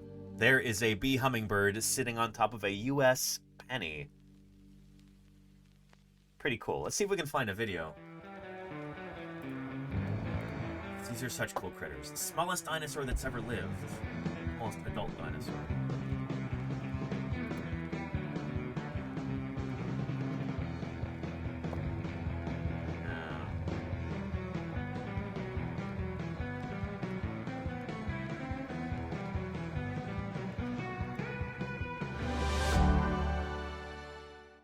The bee hummingbird is not only the smallest hummingbird, but the smallest bird in the world. And not only the smallest bird in the world, the smallest dinosaur in the world that has ever lived, as far as we know, over the past 240 million years. This is the smallest one. It's endemic to the Cuban archipelago. The male measures in at 2.2 inches or 6 centimeters, and he beats his wings 80 times per second. I bet half of you in chat can't even beat your wings 80 times per second. Get on their level, chat. Holy cow. Not even close, says Claire. Yeah. 80 times every second. Think about that. Watch me, I'll do it. Don't hurt yourself, Fetcher Tech to this. Which is faster than most other hummingbirds. The male bee hummingbird is stunning with his iridescent red head and gorget with long 80 words neck a minute. plumes. Fair. Yeah. His chest and abdomen are dingy white, and he has a turquoise blue back. The female has a white ant-sized sauropods. I mean, yeah. I'm not holding my breath. throat and but... breast, and she's slightly bigger than the male. What Huh. a gorgeous hummingbird. Yeah. This little wren or something shows up and he's like, oh shoot, look how big that bird is. Look at his reaction. Oh.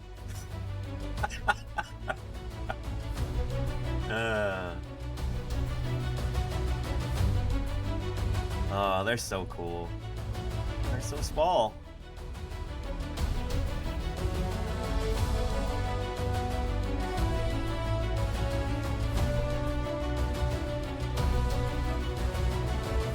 They are stunning, aren't they, Magical Kitty? Just amazing birds.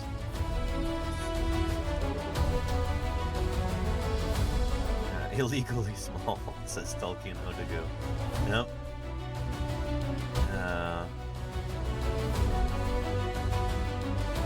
Oh, you don't have hummingbirds in Canada, Tommy Podicus? Are you serious? I thought you get them in like Vancouver or Toronto, maybe not. Here's a link to that video right there. But man, hummingbirds are really cool, and they are the favorite dinosaurs of some paleontologists.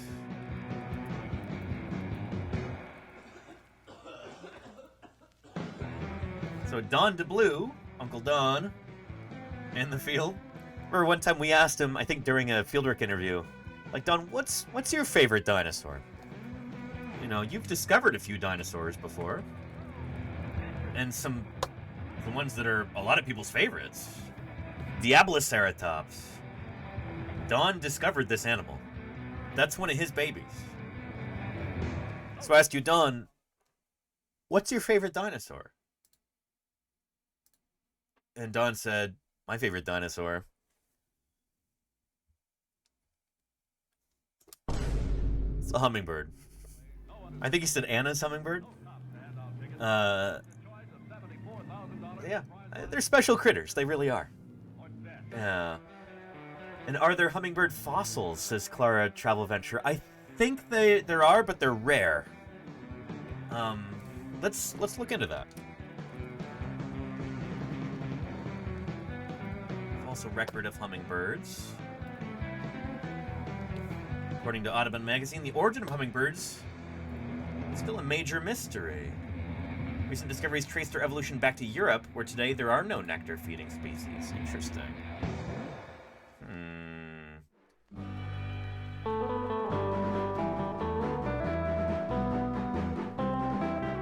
So it's about 42 million years ago, we think, when hummingbirds broke away from the swifts, their closest living relatives.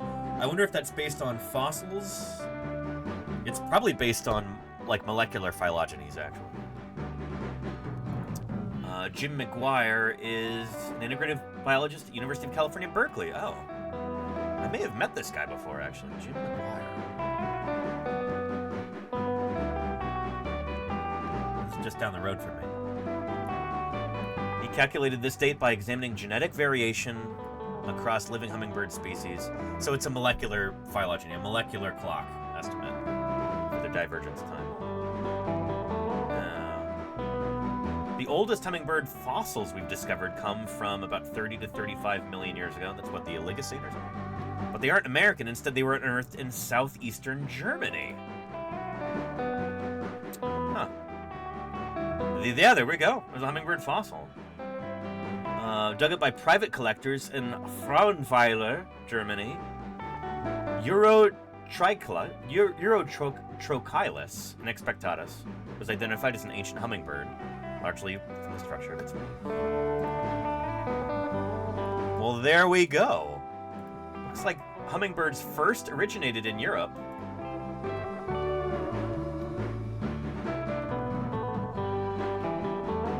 Yeah, Eurotrochilus.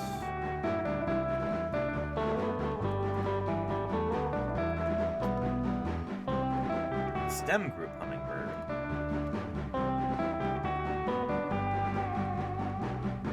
They've been found in Germany, France, and Poland. Interesting.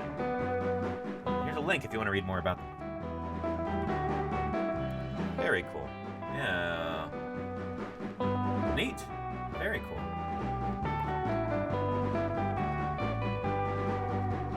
Huh.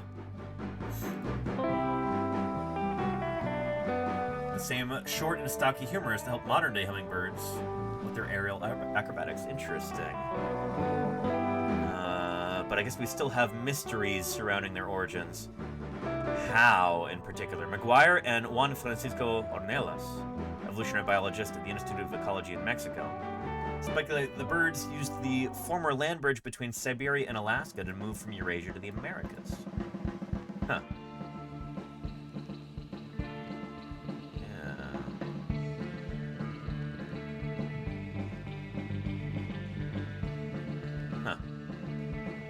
Interesting.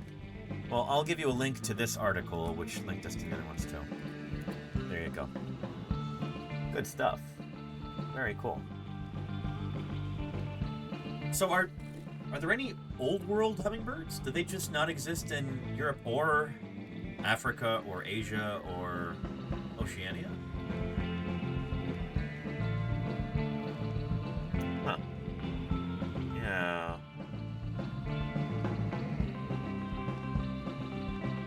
Yeah.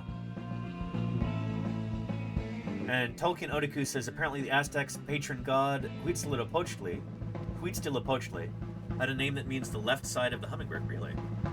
Huh. Anyway.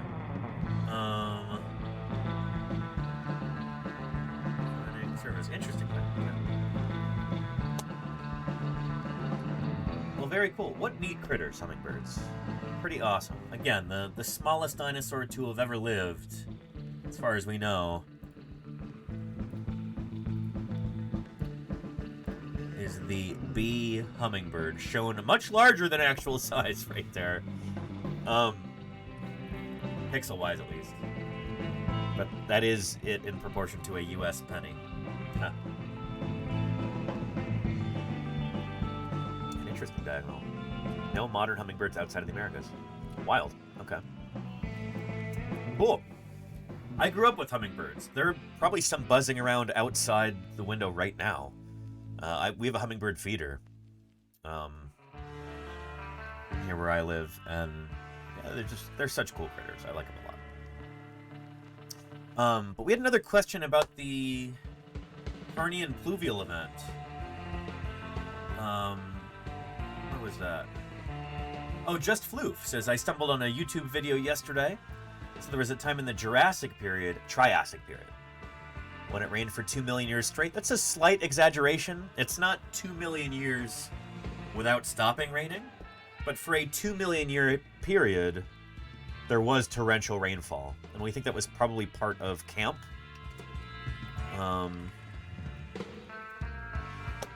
The Central Atlantic Magmatic Province. So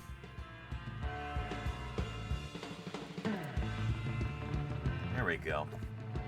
When our Earth looked like this, all water on one side and Earth on the other, what we call Pangea, it's about 240 million years ago, like the Middle Triassic period.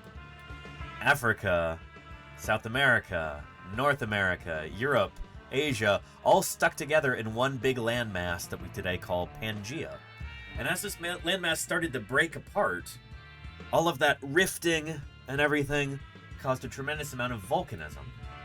So here we go, all those continents smushed together like this, but as they start to break apart from one another, you know, it was kind of a messy breakup, you know?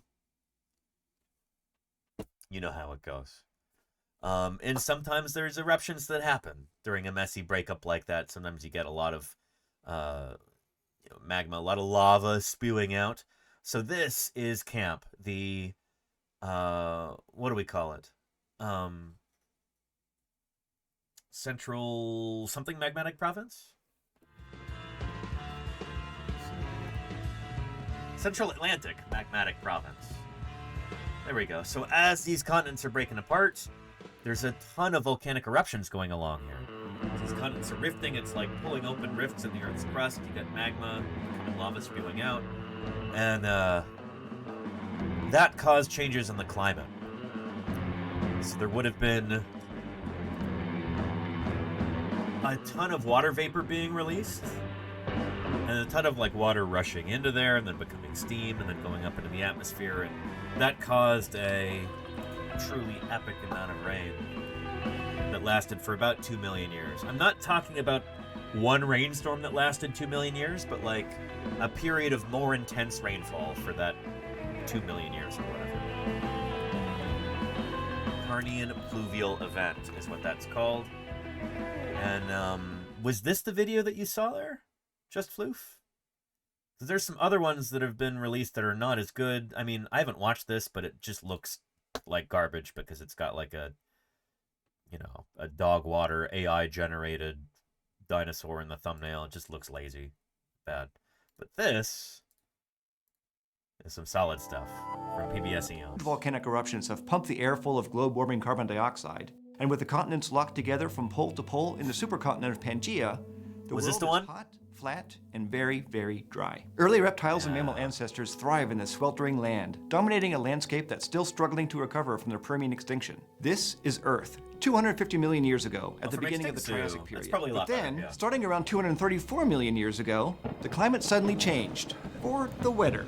The rains finally came to this hot, dry world, and then they stayed for 2 million years. This period of intense rain killed off many of the early reptiles and confused the heck out of geologists who found the flood deposits millions of years later. This time is known as the Carnian pluvial episode, and it set the stage for a new group of animals to take over the world, the dinosaurs. Oh yeah. I'll give you a link to this if anybody's curious and you'd like to watch the rest of it. But again, not during the Jurassic, but during the Triassic period. This is one of the things that kind of set the stage for dinosaurs to really take over.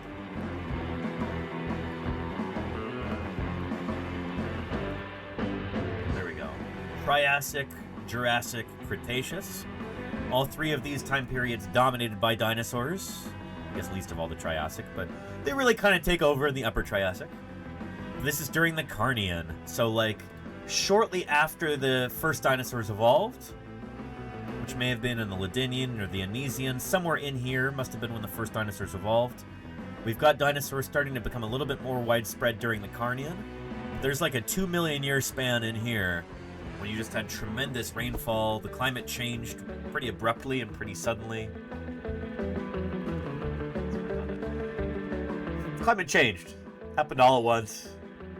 And then it kind of changed back. That jolt may have been one of the things that led to the eventual dominance of dinosaurs, because it killed off some of their competitors. So yeah. And yeah, there you go, Claire. That is kind of the broad consensus right now, as I understand it, is since dinosaurs start to diversify and become more widespread after the Carnian pluvial episode, that may have been partly what kind of led to their dominance. So, here.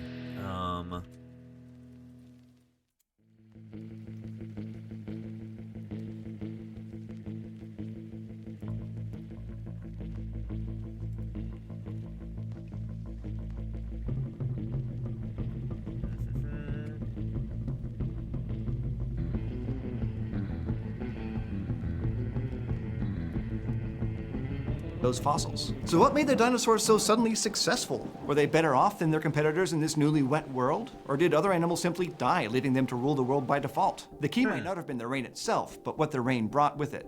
A proliferation of giant plants. During this time, we begin to see lots of large conifers and big coal-forming plants, like the primordial-looking Bennettitales. And for herbivores, this change in food supply could have been a game changer. For example, rhynchosaurs were abundant, but they were also short, and they couldn't stand in their not a hind legs dinosaur. to reach higher leaves. This would have been fine in a dry environment where plants tend to stay close to the ground.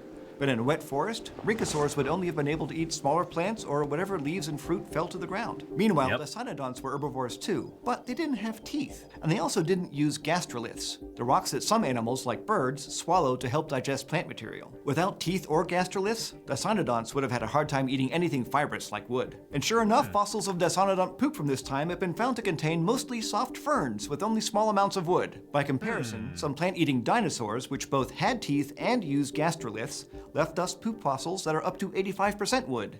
Yep. So here's the thing. That's it. Like most of these stories that we tell, it's probably a bit of an oversimplification, but we're starting to understand these things, so this is a good place to start.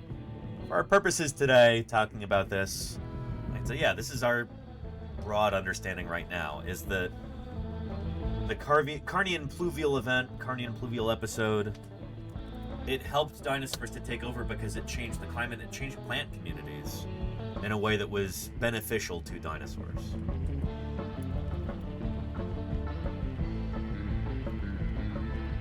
So I'll show you a clip here. This is one of the earlier big plant-eating dinosaurs.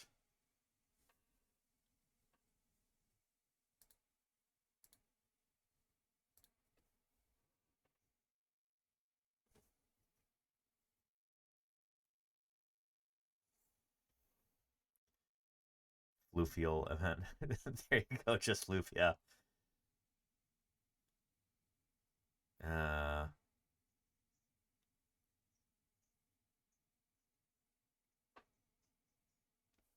That's an idea.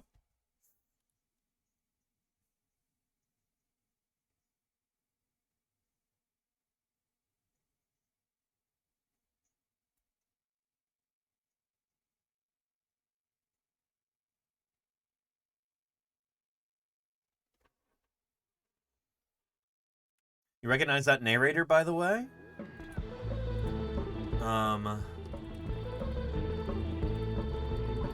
From the, you know this as Twitch viewers.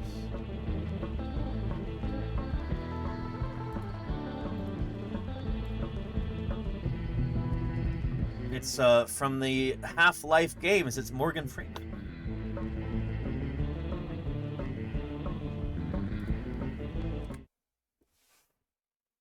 Anyhow.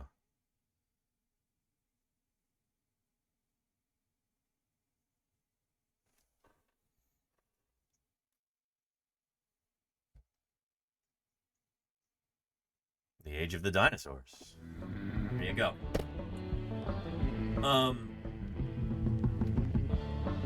Good stuff. Yeah.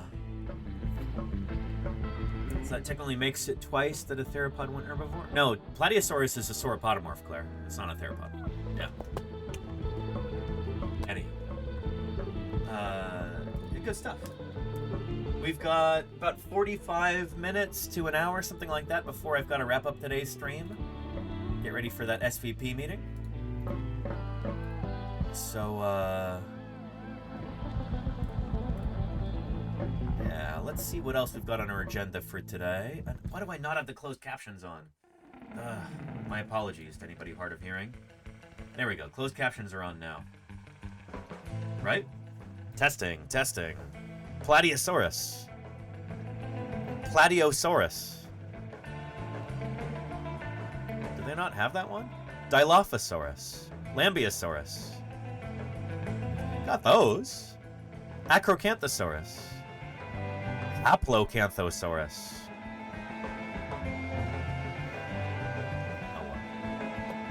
And Clara Travel Adventure, thank you so much for being here. We will be having some other streams during this time slot when I'm traveling throughout 2026, so stay tuned. If you have the notifications on, maybe you can catch some streams. But I do normally stream later, so my apologies. Anywho, good to have you here, Clara Travel Adventure. Appreciate you.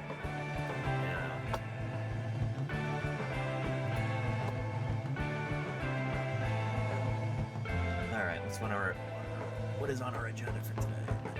Coelacanth. Let's take a look at this. Last week we got very excited about that Adam Savage video where he was looking at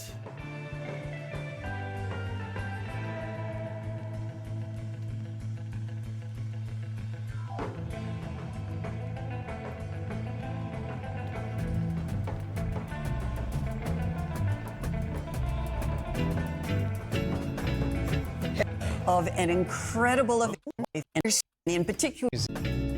Hey everybody, Adam Savage, and I am in a very special place at the American Museum of Natural History. Lori, tell me where we are. We are in the exhibition department, and in particular, we're in our preparator studio where we make all the models. What you're seeing are lots of pieces of a new exhibition we're doing called Impact, the End of the Age of Dinosaurs. So we were very excited about this. I, in particular, was very excited about this because one of my dinosaurs is featured in this new exhibit. Triarchunkus prairiensis. This is a little dinosaur that I'm an author on for the original descriptive paper. And here it is right here.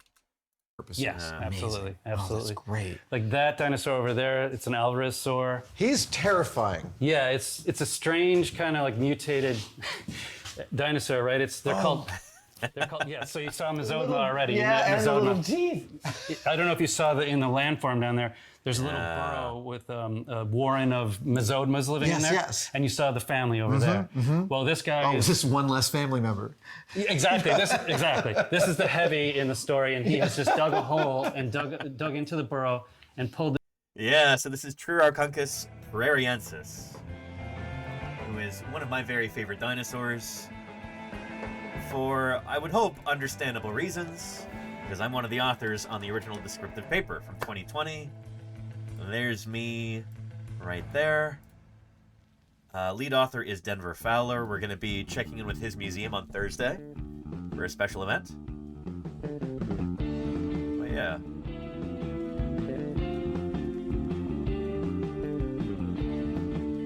Anyway, to the ceiling. The whole animal's balanced on one foot to make it look alive, you know, like it's trotting along or whatever. And so this is a classic place where it would crack. So I put carbon fiber alongside the inside, and I used a urethane glue to separate the steel rod from the outer plastic sheet. Oh, nice. So that it won't crack when it flexes. Yeah. Amazing. Because I don't want to ever fix anything again.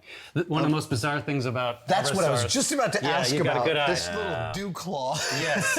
And this has touched off a whole debate in paleontology about the whole family has these super reduced forelimbs, and most of them are reduced down to just one single claw. Oh, so no wings even? No. Right, that's what's left of the wing? That's what's left, yeah, it's reduced, super reduced. So cool. Oh my God. However, it's reduced in a weird way where the muscle attachments are huge relative. I would put much more keratin on that claw. These would be bigger and beefier, you know? Like almost like something like this, you know? This is a little exaggerated, but it gets the point across. That's the business end of the animal. That's the focal point. That's what you should be looking at. That's what this animal uses to acquire its food. Anyway. To the length of the bone, so it's like really wide and really short. So it could grab something really hard? Really strong, motions of some kind, but no one can figure out what because the forelimbs are so short. Some suggested maybe they tear open. I actually have an idea for a research project here, but it would take some collaboration, maybe with some Costa Rican colleagues. I'm trying to make some connections there, but termite mounds. But it would basically have to press its chest against the termite mound. And when I was doing the armature for this, I realized the tip of the mouth can't even reach there. Huh. Like it can't cock its head back hard enough to get. So it'd have to tear open a termite mound, back up, and then stick its mouth in the hole. So I loved it. This is like you're putting these details that you know exist, but you're still not even sure how they worked. Yeah, that's right. I'll get back to that in a second. But this is one of the only alvarezsaurs that's known from North America and from the Hell Creek, and it's mostly known just from a series of these claws that show a growth sequence. Like, so different individuals that were at different stages of So it's so cool that he read our paper for this. Because that's what we say here, is that the different claws that we find, we think they're part of an ontogenetic sequence, so like a growth series, essentially. Here's the beautiful one that Jack Wilson found with the tip. First time that I know for any alvarezsaur with the tip of the claw intact, so that was a big deal. There's the big one, here's the medium-sized one, and there's a small one too. There's the illustrations of the three of them right here. Yeah. So rather than naming these as 3 different species, like a lot of people would have done, instead we think they're just different growth stages of the same animal. It seems to be the most parsimonious explanation, the simplest. Disco Fountain, thank you for the 12 months of support. Really appreciate keeping me online for a year at this point. Thank you for the prime there, Disco Fountain. Appreciate you. Good stuff. Yeah. Anyhow. Maturity. Okay. I love the plumage here. Yeah. It looks like it's a former broom.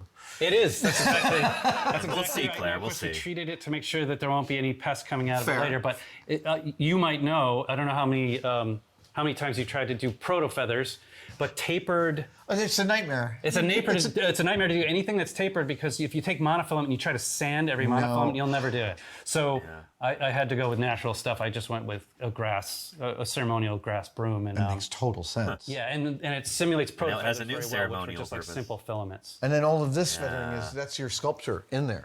So I was looking for videos. This came out, last week? And here's a link to it here. But I was looking for videos that people may have posted since this exhibit went live, which I think it just has. And here, take a look. Impact. It strikes with a force of 10 billion atomic bombs. It is an asteroid that slammed into what is now the Yucatan Peninsula 66 million years ago, causing a mass extinction event on the planet and ending the... Oh, and what... Did they put the wrong species of Triceratops skull there? So that looks like Triceratops horridus almost, and not Triceratops prorsus. So that would be incorrect if that's the case. We don't get these guys right before the impact.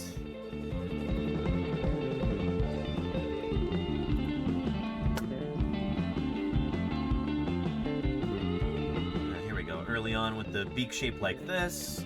That's kind of a primitive characteristic.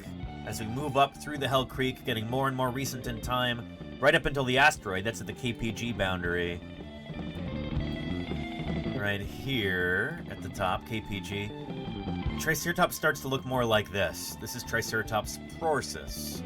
We have horridus in the, well, I guess in like the middle. We need to get Denver to talk about this at one point. I think that would be cool. Anyway, the Triceratops, if they're going to pick a good skull to have there right before the impact or right after the impact, it should be this, you know? It should look more like this. There's a lot of individual variation, ontogenetic variation, but for the most part, you get these shorter, stockier brow horns. You get a big substantial nasal horn here. Kind of a shorter frill, although it might lengthen out and fenestrate late in ontogeny. We're still figuring some of this stuff out. But anyway, it probably shouldn't look like this.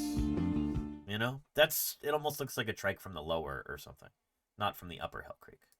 And ending the age of the dinosaurs. We're pretty sure this was the worst day in the last 500 million years on Earth. The impact triggered earthquakes, tsunamis, and wildfires. And what is this? Like, this is an AM&H exhibit. Your animation should be better than this. This looks like it's straight out of the 70s. There was no sunlight for a period of time, so nothing grew for 2 years. The before and after of this event is the subject of a new exhibition at the American Museum of Natural History. Look at these little, what are these, probably multi-tuberculates? Called Impact, the End of the Age of the Dinosaurs. It's an amazing story both about the what leads to the mass extinction 66 million years ago, the asteroid impact and the outcome of that, but then it's also a story of how the planet recovers. So before impact, life-size models of marine reptiles. On land, Triceratops, always popular among dinosaur lovers. Visitors could even touch a... So again, I don't feel like that's the right... This honestly looks a bit better than... Like, this Triceratops is really good, except for the skull shape. It almost reminds me of, like, a trike from the lower Hell Creek.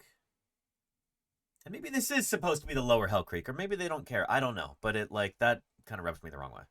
Visitors could even touch a real fossil of a Triceratops toe bone and a cast of its skin. So there's an ungule right there. So this is one of the, like, claw bones. So the keratin on the hoof covers this. Yeah, cool stuff. Then there is life after the impact. How did it smell? And which creatures survived? Curator Roger Benson says the event was destructive, but also played a creative role in the planet's history. You remove dinosaurs, within hundreds of thousands of years even, mammals quickly evolve into larger and larger body sizes. Yep. And actually, it's very unlikely that we would have evolved in the first place if this didn't happen. And that's a really good point. Not unlikely, I say just about impossible.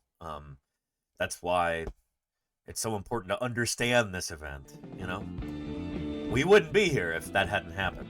We owe our very existence. You and me and Twitch.tv and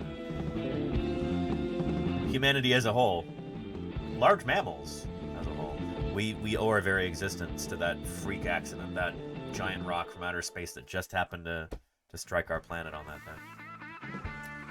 And Riz says, do we know if the impact was a single hit or was it multiple hits over time? Excellent question. So we do know that there was one big asteroid impact.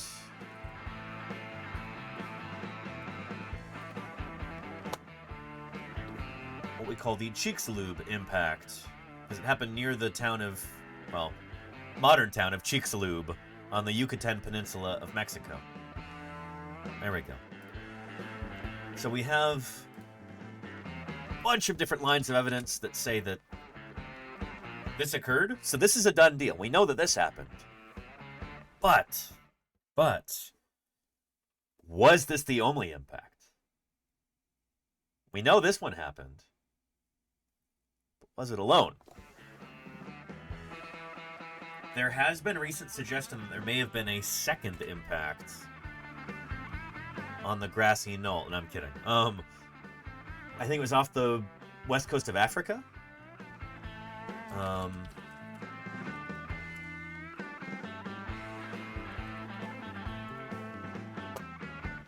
Here we go. The Nadir crater, as it's being called.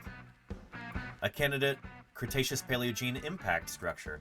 There could have been 2 asteroids. So no, it wouldn't be the Campanian. It would be N. Maastrichtian, Wild Lucas. Yeah. Yeah. Seismic reflection data from the Guinea Plateau, West Africa, reveal an 8.5 kilometer wide structure buried below a bunch of sediment with characteristics consistent with a complex impact crater. Our stratigraphic framework suggests that the crater formed at or near the Cretaceous-Paleogene boundary 66 million years ago, approximately the same age as the Chicxulub impact crater. We hypothesize that this formed as part of a closely timed impact cluster or by a breakup of a common parent asteroid. Interesting idea.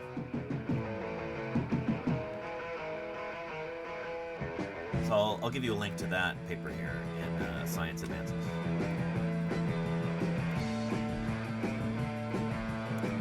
There we go. So yeah. There could have been 2 impactors. We're still figuring some of this stuff out.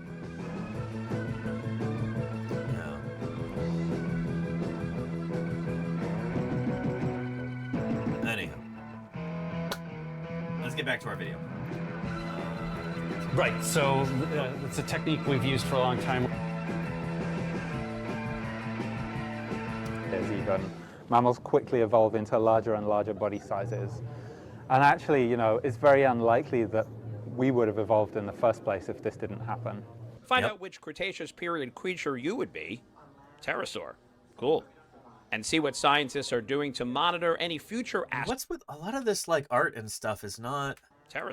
It might be cute, but it's like... Cool. It's not a great pterosaur. I don't know. I feel like they could do a lot better.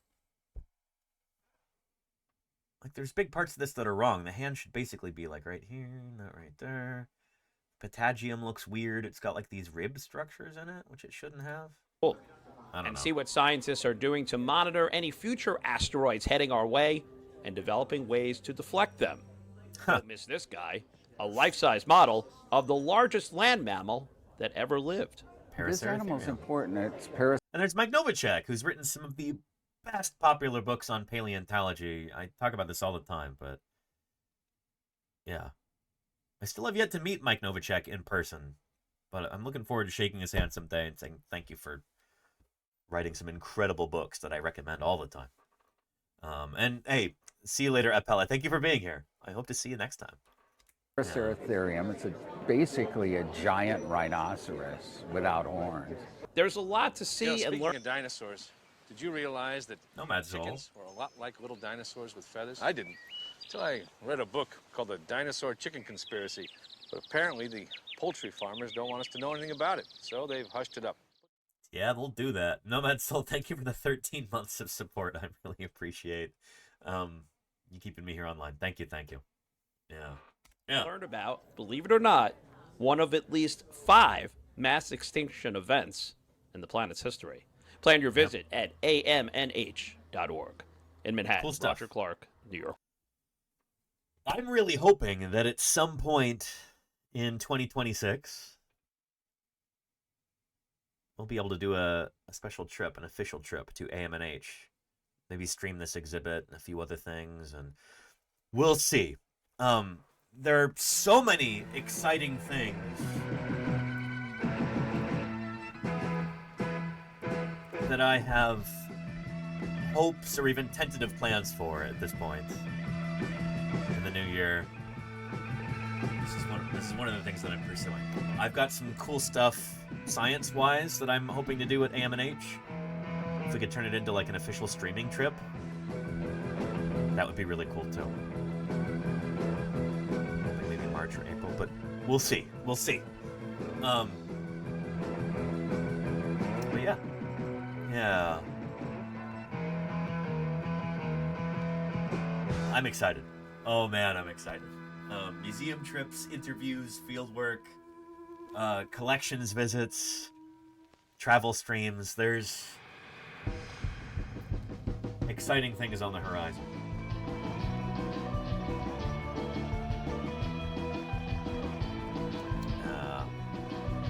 And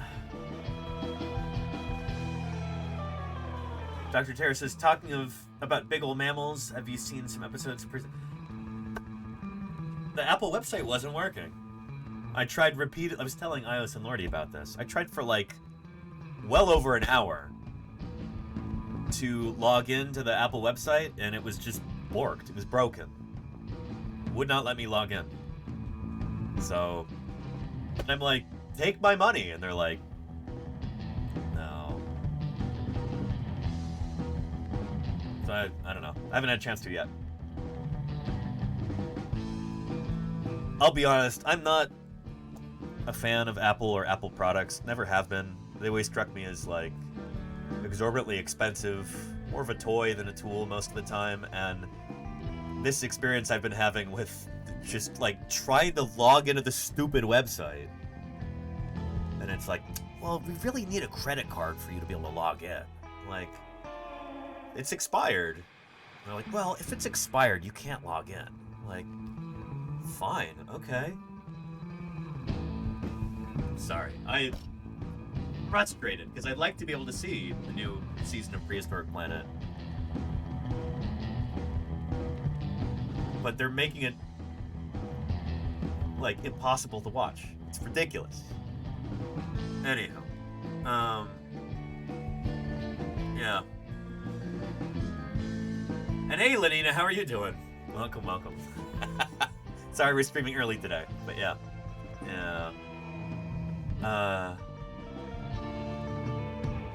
What does a man gotta do to see Samoa wobble around? Yeah, exactly, Dr. Tara. Oh, man.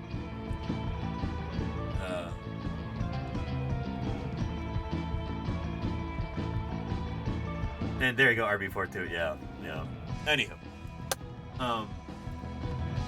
I've only ever owned like a couple of Apple products, and they've all been just absolute dog water, too. Just like poor build quality, terrible battery life. I had an iPod once. I know it was a little on the old side, but like, half the time it just wouldn't work. So, I don't know. Anyway, I'm so happy that they, like, greenlit a third season of Prehistoric Planet and went through it and produced it, and they've released it, and I'm really eager to see it, and I just kind of wish it was anybody but Apple, you know? Anyway, yeah. And yeah, Simmer Mom, that's another big thing, too. Yeah, oh boy.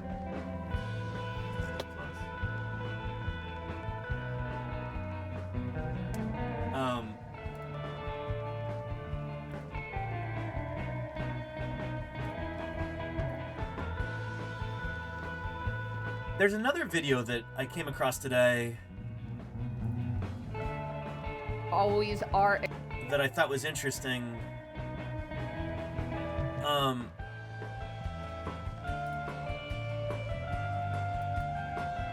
This is somebody that I'd heard about before through the grapevine. I don't pay a lot of attention to, like, paleo media stuff online.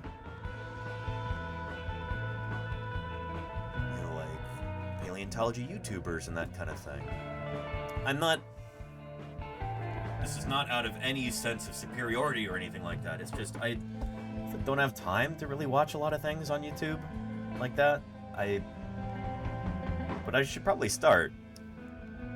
Here's somebody who's doing something kind of similar to what I do on Twitch, but on YouTube instead. And I think she talks about it here in this video. Some of the new friends that I made this fall in Utah doing field work were telling me about this person. I think this is the same person.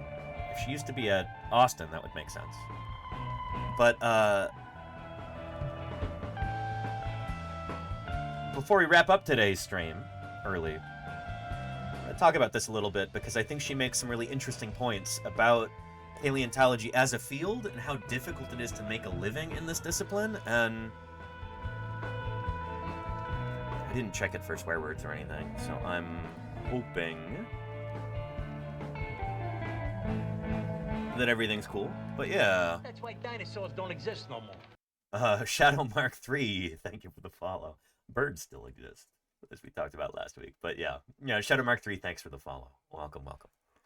So yeah, she goes by Ray Suka, and she also does paleo apparently.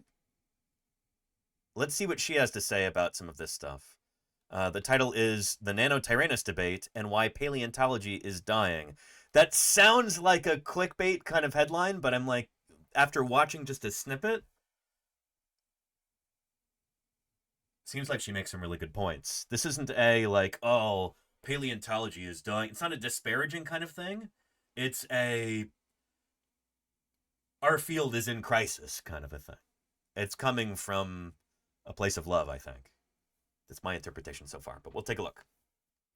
But yeah. Nano versus Nana Tyrannus. Well, Nana Tyrannus, we always knew was valid. It's my grandmother, whose screen name is Nana Tyrannus. I gave her that name because I thought it was funny. But yeah, if you're watching, Nana, love you. I'm gonna see if I can come up and visit you sometime soon. But let's take a look. On All Hallows Eve, the veil between the living and the dead is at its weakest. At this moment, the spirits of the dead can haunt the earth as they once did in life. But no one could anticipate that what was this is going what you got to do on back from YouTube. the dead in the Halloween of 2025 was Nanotyrannus. I'm Ray. Yeah. On YouTube, you got to catch the audience's attention in the first few seconds. She knows what she's doing. Again, the distinctions between these different platforms is interesting to me. I'm Ray Suka, Yeah. a real-life paleontologist with a PhD, but you can call me Dino Mommy. Or Dr. Dino Mommy if we're being formal. There you go. So anyway, she's going to talk about Nanotyrannus for a bit. We talked about this right when that dropped. But let's get to here.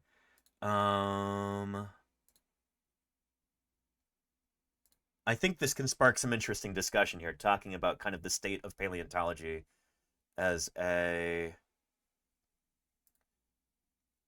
What's happening to our field right now? Lack of funding, and here. Let me just say this too real quick before we continue with this video. Let's try not to be sexist, please. Consider what you're saying if you're typing in comments about her appearance, way she presents herself, whatever. Let's just be cool, shall we? Please. She makes some really interesting points in this about how so many of us in paleontology, in order to make a living, we have to pursue alternate means of paying the bills. And some of us are moving onto the internet to be able to do science outreach there and try and make a living that way. It's hard to get that bag. It's hard to make a living.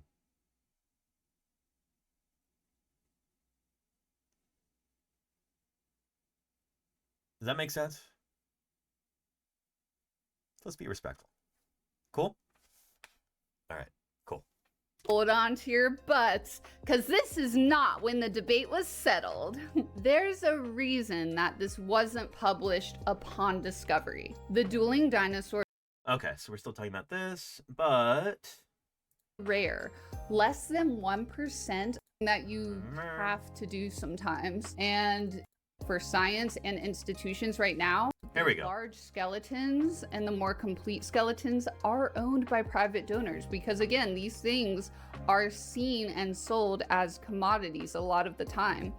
And I don't really see a problem if there's a private donor that's willing to, you know, let us research what they have. So this is the dueling dinosaurs fossils that she's talking about, which were purchased by a donor for the North Carolina Museum of Natural Sciences.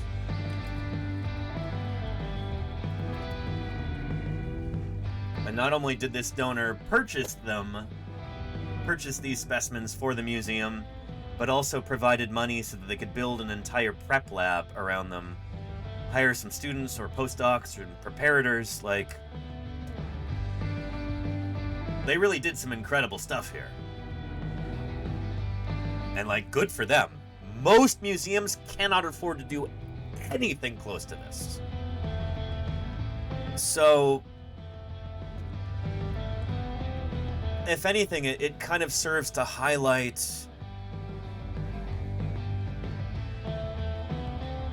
the difference between what's going on here in the land of milk and honey, North Carolina Science Museum, and what's going on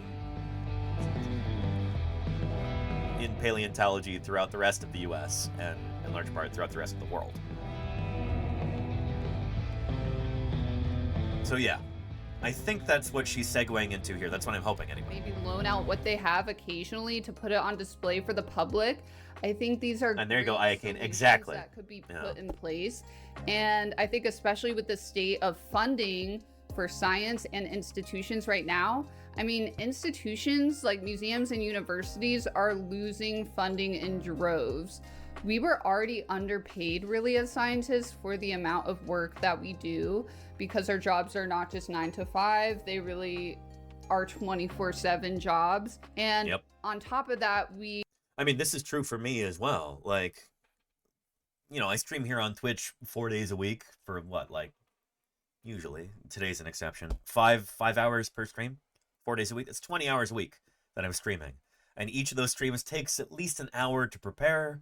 And then throughout the rest of the week, I'm sending emails, I'm following up with people, I'm reading papers, I'm trying to stay up to date with the literature.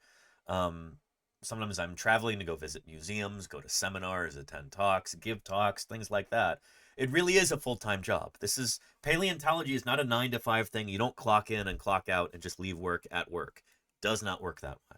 And just about any scientist can tell you that that's true in their field as well, most likely. I mean, Balint from Science Streams, he can tell you this, 1,000,000%. So can Volcano Doc. So can Nerduino. So can Rhacodactylus. It's a thing, you know? Science is more than a full-time job, you know? So yeah. Sounds like fun, says Cosmic Voyager. I mean, if you enjoy this kind of thing, and if you're in an okay place financially, then yeah, it can be fun, especially if you have that kind of personality where you're passionate about what you're doing and you always want to spend more time on it, then yeah, it's great. Very fulfilling. But when things aren't going well, you don't feel like you have enough time, or you're not comfortable financially, if you're struggling to make ends meet, it can be absolutely maddening. So yeah.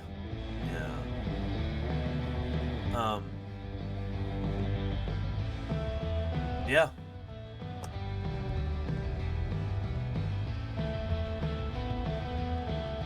But Iacane makes a really good point up here that I want to reiterate. In an environment where financial resources are few and far between, it's a matter of survival to jump on opportunities when they arise. And it's true.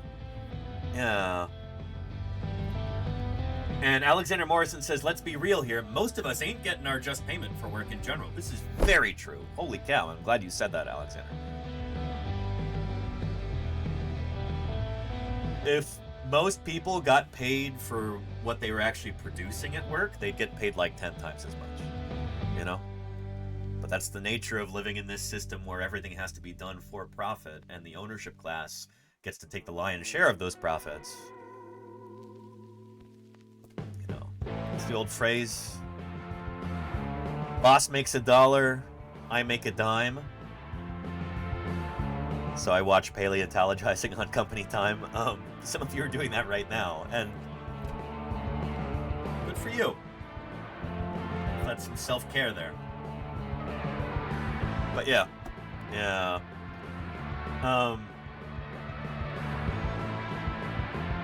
Anywho,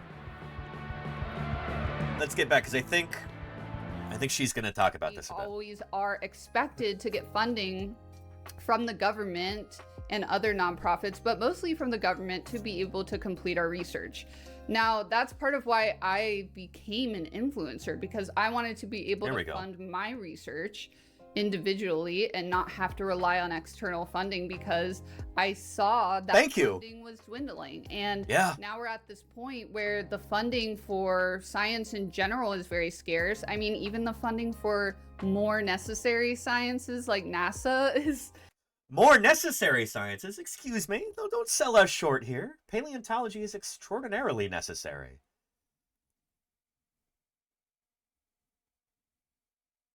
Without paleontology, there wouldn't be scientists going into a lot of these other fields, quite frankly. We, as paleontologists, are able to inspire kids to get interested in learning and then in science in general, you know? I really, really want to be able to publish on this idea sometime soon, and that might be something that I pursue in 2026. Maybe that'll be my big like research push that I do for SVP this year or something. I don't know, but anyway, there's this like chip on our shoulder that so many of us have in fields like paleontology or evolutionary biology or zoology or something, where we go, well, you know, what we do is cool and we love it, but, you know, it's not science in the same way that, like, physics is. What are you talking about?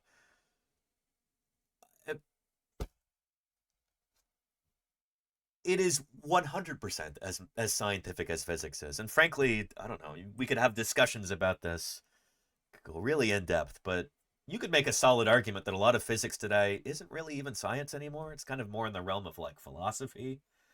Because it's not empirical, you can't actually test or falsify these hypotheses in the real world. You know, if it's all mathematics based, then like, is it really science anymore? Anywho, that's a whole thing that I don't want to get into in this moment. It'd be fun to be able to talk about this with Brachydactylus at some point or something. But, yeah. Daily Daspers, quick question, Danny, does AI impact paleontology? If so, better or worse? We haven't seen a lot of impact so far, but most of them seem to be negative from what I could see. If we're talking about like LLMs, like the AI is a marketing term. Machine learning can be very useful, but like, you know, all of this smoke and mirrors AI stuff in the press and large language models, that seems to be largely a detriment. Yeah, and it's interesting that the same people who are like really pushing the profit off of AI are also the people who are looking to severely cut science funding, and they've already done this in the US. You know, people like the people behind OpenAI, Anthropic, frankly Amazon, people like Tesla, Elon Musk. These are the people who are pushing to cut science funding here in the US. And there are literally thousands of scientists who are now unemployed. There's thousands of research projects that are no longer being pursued because of those people. Don't get me started on AI. Shoot. This is like a huge thing that we could spend a whole week talking about this. Oh yeah. Not just detrimental, Ayakane, apocalyptic practically, but yeah. Yeah.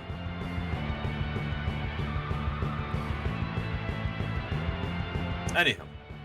Yeah. But yeah, yeah.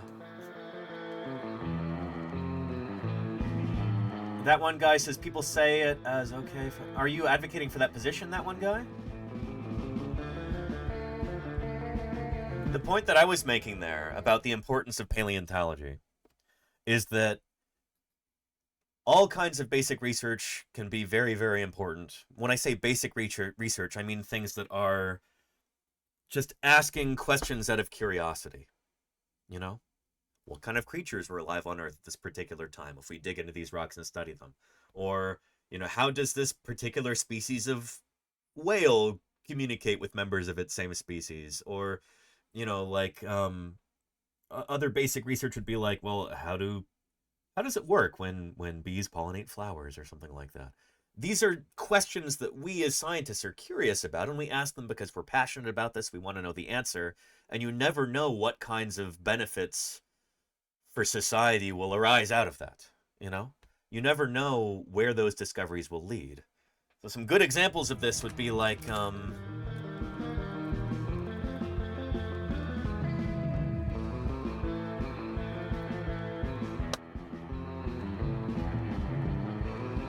people studying the venom of Gila monsters. This was simple, basic research, curiosity-driven science. These are this cool venomous lizard. How does their venom work? I wonder.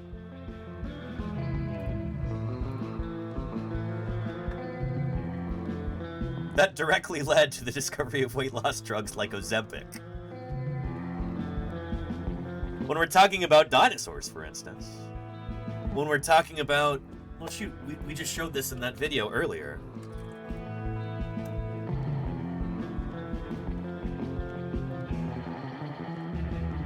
here's this new exhibit at the American Museum of Natural History talking about the extinction of the dinosaurs. This asteroid impact that ended the Mesozoic era and led to our world today. Well, what sort of an impact does that have? Well, first, it's really important to understand our planet and its long history. There's that old phrase that you can't know where you're going if you don't know where you've been. You have to understand the past if you want to have any hope of understanding the present or predicting the future. But there's like something crucially important in here too that could save us as a species, and it's this. Are doing to monitor any future asteroids heading our way and developing ways to deflect them. Don't miss. So here's the thing. If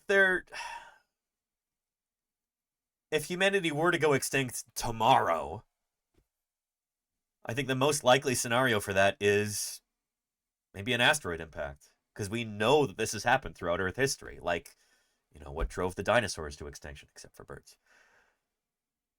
The reason why we know to be scared of asteroids and other near-Earth objects like this, comets, meteorites, whatever, is because of paleontology. It's because of studying the fossil record. It's because we know what happened 66 million years ago. If we didn't have paleontologists and geologists studying these things, we wouldn't have that perspective. And who knows, maybe that'll one day end up saving humanity, because we can look back on the tape and see what happened 66 million years ago and go, oh, shoot. Maybe we want to avoid extinction for ourselves that same way. Maybe we should be on the lookout for asteroids, comets, meteoroids. Anyhow, paleontology, crucially important to our society as a whole. So yeah. Are we not instinctively scared of asteroids? Cosmic Voyager, from what I understand, this is the world that we live in today, where everyone just assumes asteroids really dangerous, right? Because you know this. It's just in the culture. It's the air that we breathe. But prior to the 1980s, that was seen as kind of a fringe idea. It's like, oh yeah, asteroids, but space is really big. They don't really hit the Earth, and it's just not really something that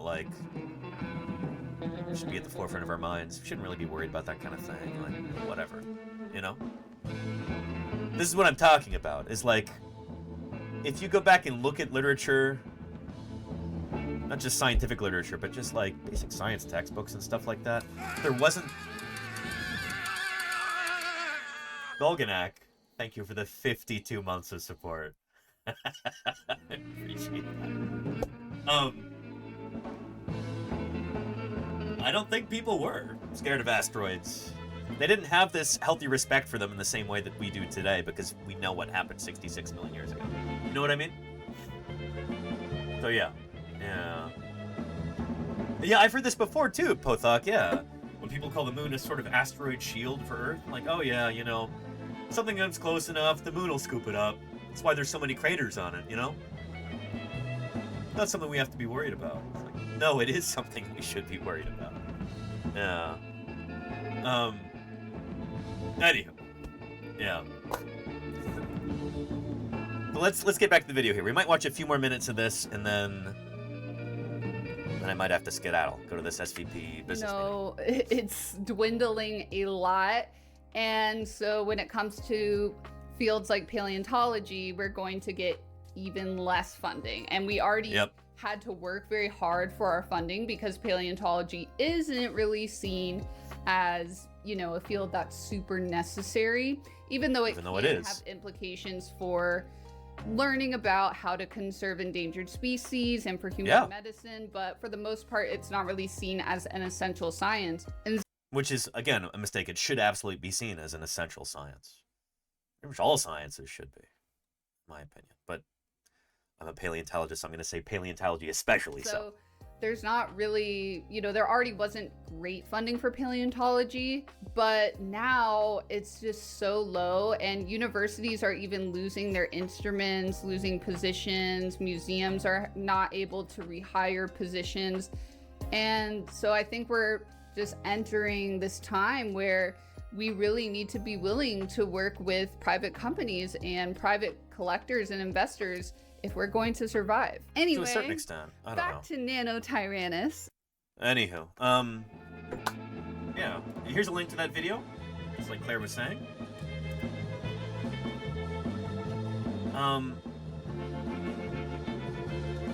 Yeah. Maybe this is somebody I should collaborate with in the future. We'll see. These are the things that I'm thinking about as we go into 2026. We've been talking about professionalizing the channel, doing collaborations with groups like SVP, the Society of Vertebrate Paleontology, stuff like this. So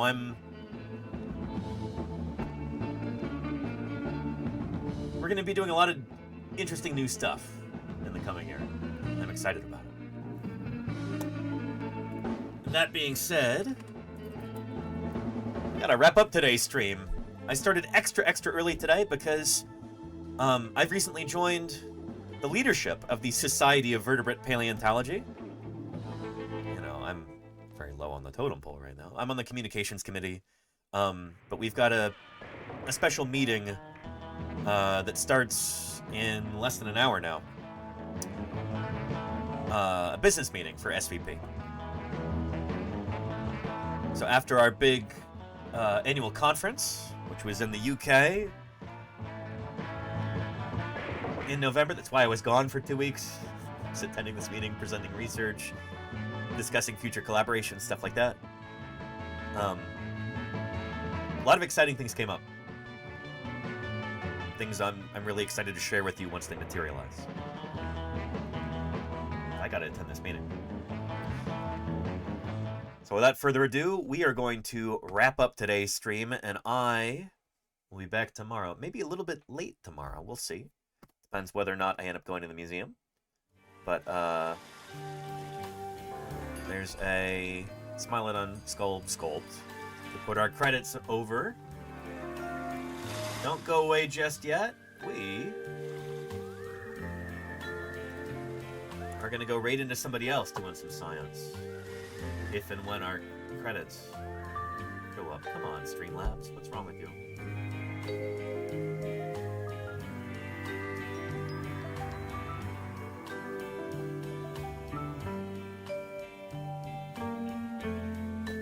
Streamlabs might not work, but and Stream Elements and Streamlabs. What's the deal? They've both been borked lately.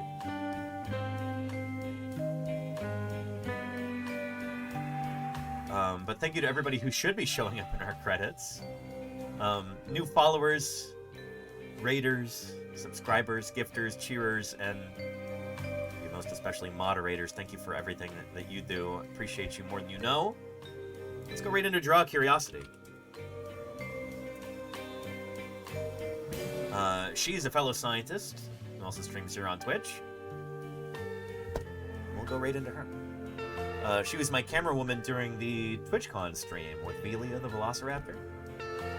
So we'll go say hello to Draw Curiosity, and if you've got questions about, well, about being a scientist in other fields and trying to make a living in social media and stuff like that as a scientist, Draw Curiosity. Inez is a great person to talk to about this. So thank you everybody for showing up today. Appreciate you more than you know. I've got to get ready for this meeting. Catch you all tomorrow. I'll see you then. Take care. Bye-bye. And let's go say hello to